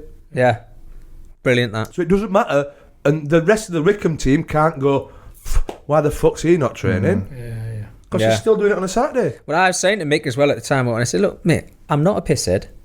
I don't go out Not now. anymore. Yeah, not anymore. Yeah, I hardly ever used to go out. I mean, like, and even now, I go out once a week. But like, I'm a village drinker. I'm not a city centre boy or anything like that. I did all that in my 20s and all that, and like, fucking did it pretty well with everybody else. You look so proud Oh when you my say God. that. I did it Fucking pretty hell. well. Fucking hell. But they fucking hell. Get me in a city centre now and don't know what to do with myself. I'm like that myself, mate. Fucking village pubs, and I'm fucking happy as Yeah. Larry, me. But that Thing was is- it. We had Aaron Wilbraham on a couple of weeks ago, and he's still playing at 40. And from his point of view, he wouldn't want anybody else to think, you know, like when the lads are doing running, and the fitness coach would come over and go, Albie, you don't have to do it. He's like, no, I want to do it. And I'm guessing you'd have been the same. But sometimes, on something like that, you think you just need a little bit of help. Because Cool downs are crazy, Brownie. When it comes to training, You talk about running when I was 33, 34. You ask anybody at Sunderland when I was younger, Blackburn, I've just said I finished that yo-yo tape, and you know how hard they are. Same thing at Wolves. I mean, we trained hard, and I was always at the front in training. Pretty much every single time we had running sessions, pre-season, like all my stats, I was like at the top of everything. Long distance That stuff. makes it even worse. Yeah, I know. and that was the big problem where I'm thinking, like, he knows I work hard. He knows when it comes to match days, he's going to get everything out. I might have a bad game, but I'll still give everything I've got. And then the Sundays just became a little bit much for me, travelling up and down. And that was when I went to him. I said, mate, I can't keep doing this. Did you get the Mondays off? No. So you were in. We had you were one in day 6 off. days a week. So You got like, was it either Wednesday or a Tuesday or something like that we used to get off. So you always got your day off. But then you know what the Championship's like? Saturday, Tuesday. yeah. So your days off then come in for another cool down on a Thursday if you play on a Wednesday. Yeah. So you never got your days off. And then eventually I went and said, look, like, I've had enough of the travelling and everything. So then he said, what do you want to do? And I started getting left out the team a little bit, and then he was pulling me off like after 65. Doing what, sorry? Yeah. All right, dragging me off. I'll come in Sundays, mate. Yeah. You're fucking pulling me off. No, I did a bother. double session on Sundays after that. We'll go for a car in midweek, mate. What do you think we're happening that bad? But then so I was in for like those days, and I just thought, right, I can't keep doing this journey. So I went and seen him. I said, look, I'm not playing every week. I said, like, he brought George Elokobi in, who started playing left back, and then I was playing right wing. I started playing right wing, which I absolutely loved. It's fucking so easy. Just chop it on your left foot and cross the ball. And if you've got a couple of lads like Iwalumu and Chris Ebanks-Blake, where I was centre forwards, fucking scoring like 20 goals a season, I was like, fucking hell, this is a piece of piss, this. And we had a good side in the Championship. But then I started not playing, and then I said, right, I need to play because I'm going to jack up when I'm 35. But the last 3, I went to Sheffield Wednesday, and as much as I loved it there, Brian Laws signed me there. I went on loan initially, and eventually I signed a contract with him, and my target was always 35. Loved the club. Like Brian Laws as a guy, I thought he was a really nice fella. We had 16 pros, so it was always hard. And then he lost his job, and Ian Irvine came in, which was just completely different. And I mean, that was the end. But I'd made my mind up. I was packing in when I was 35. Regardless. And it was only for the fact of the last 2.5 years of my career, pretty much at Sheffield Wednesday, although I still give everything that I had when I was playing, and like, I had a good rapport with the supporters there and everything. I just fell out of love with football. Last 2.5 years of it, I hated it. So you did 18 years at it, didn't you? 18, but the problem was, like, when you've been there and you train with like the players that we've been talking about through all the interview and everything, and you come down and down and down. I went to Sheffield Wednesday, and training was just, it was me running around and them just tossing it off. You get like 3 or 4 lads who would have a go, and the younger lads and everything, but you had so many of them. So this League One then with Alan Irvine? No, Or it's still a Championship. Championship? Yeah. I didn't play Were you League living? One. Eh? Were you living when you were at Sheffield? In Manchester, so I was going over the Woodhead Pass and the Snake Pass. It was only an hour. But then I got my Sundays off. I got my Wednesday off. If I didn't want to train, I didn't train. But I always played on the match days. But I was playing right wing. And honestly, I loved it. Absolutely loved it. But then on the same side of it, I'm thinking, I haven't got many games left because I'm nearly 35. And I got 35, and I was going to leave Sheffield Wednesday. Then I got Lee Clark. He had called me up. I think he was at Huddersfield at the time, yeah. And he said, come down. He said, we'll give you a couple of years. And I said, no, Nash, I'm done. Because I was still fit. I'd not had any injuries or anything like that. But you put that just said time 35, I'm done. 35, I'm done. Yeah. And I think they might have been in League One at the time, which I'd never played in. And I thought, right, do I keep going down and down and down and just making a fucking numpty of myself? And I thought, nah, I'm doing it, I'm finished. That's what I was jumping half into the media at the time. So I was doing the games. Then if there was a midweek game and we were off, I was doing commentaries and everything for the games. Started doing a little bit of TV and radio work. And I just thought, that's it. I'll just jump straight into that. Do you know what? I played, talk about charity games. I played at Bury. Played at Gig Lane. I think they were playing after us in the game. We played, like, they called the All-Stars who I played with, like Coronation Street lads and Hollyoaks and everything. And we played against this Bury 11. Wasn't the team. And you know when you've had a good game and you've scored a couple of goals, and it was a charity game, and one of their coaches, I think it was their first team coach, was in the stands watching the game. He went, what are you up to these days? I said, no, nothing. said, I'm just doing my media work and everything. He said, do you want to come down and start training with us? I went, go on, fuck off. I said, you got no chance. You weren't fucking said you want it. I said, I might be all right playing against these 50-year-olds. I said, put me with some 21-year-olds. You got no chance. Fucking Kevin Webster at fucking right back. I can tell him a new arsehole all day, every day, mate. Yeah, I remember it. I was like, fucking Ken Barlow at fucking right. It was 2 years after I retired. I'm like, can you see this guy fucking taking the piss out of me or what? So, he's got a chance, fucking Tyrone up top. Fucking mental it was. So what you do now? Just media work and Yeah, all the media work, and which I love. I love being at the grounds and everything. I still think, going to a ground and getting that smell as you walk into a ground and like just soaking up the atmosphere. I'm not bothered where it's at, but I'm quite lucky because I live in Manchester, so it's 1 week it's United, City, Liverpool, Everton. I get Burnley quite a lot, so I'm pretty lucky, to be fair. The grounds that I go to. So do you not miss football at all, like the actual playing bit? Like no, the buzzer playing and all that. So you do some weeks, but like overall, I would say no. And like I'm now. And obviously I've got to watch the games because you've got to keep an eye on them and everything, but if there's golf, one of the majors on the TV, golf, and there's a game of football at the same time, I'll watch the golf and I'll record the football and I'll go back to it. I'm like that. I'm a celebrity at the minute. I watched it for the first time the other day. Oh, mate. Who's on tonight? Preston, West Brom? Fuck that, mate. Not getting a look in. I want to see somebody eating a camel arsehole. Fuck that. Would you go in? Oh, fucking love to. Yeah, me too. Love to. I'd love to. I got a letter once I got an email asking if I would go in, and that's all it was. And I was like, reply was 100% yes.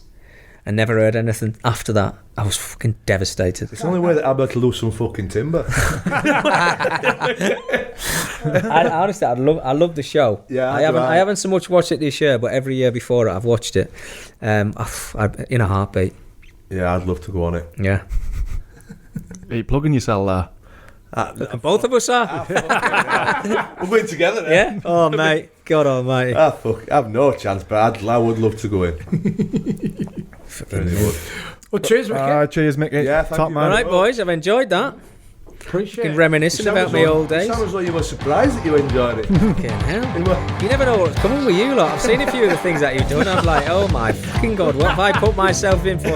I'm going to walk in, they're going to put a mask on my face and say, right, we'll go for a scrap or something like that. We've got a couple of Polish ultras behind this. Oh, enjoy.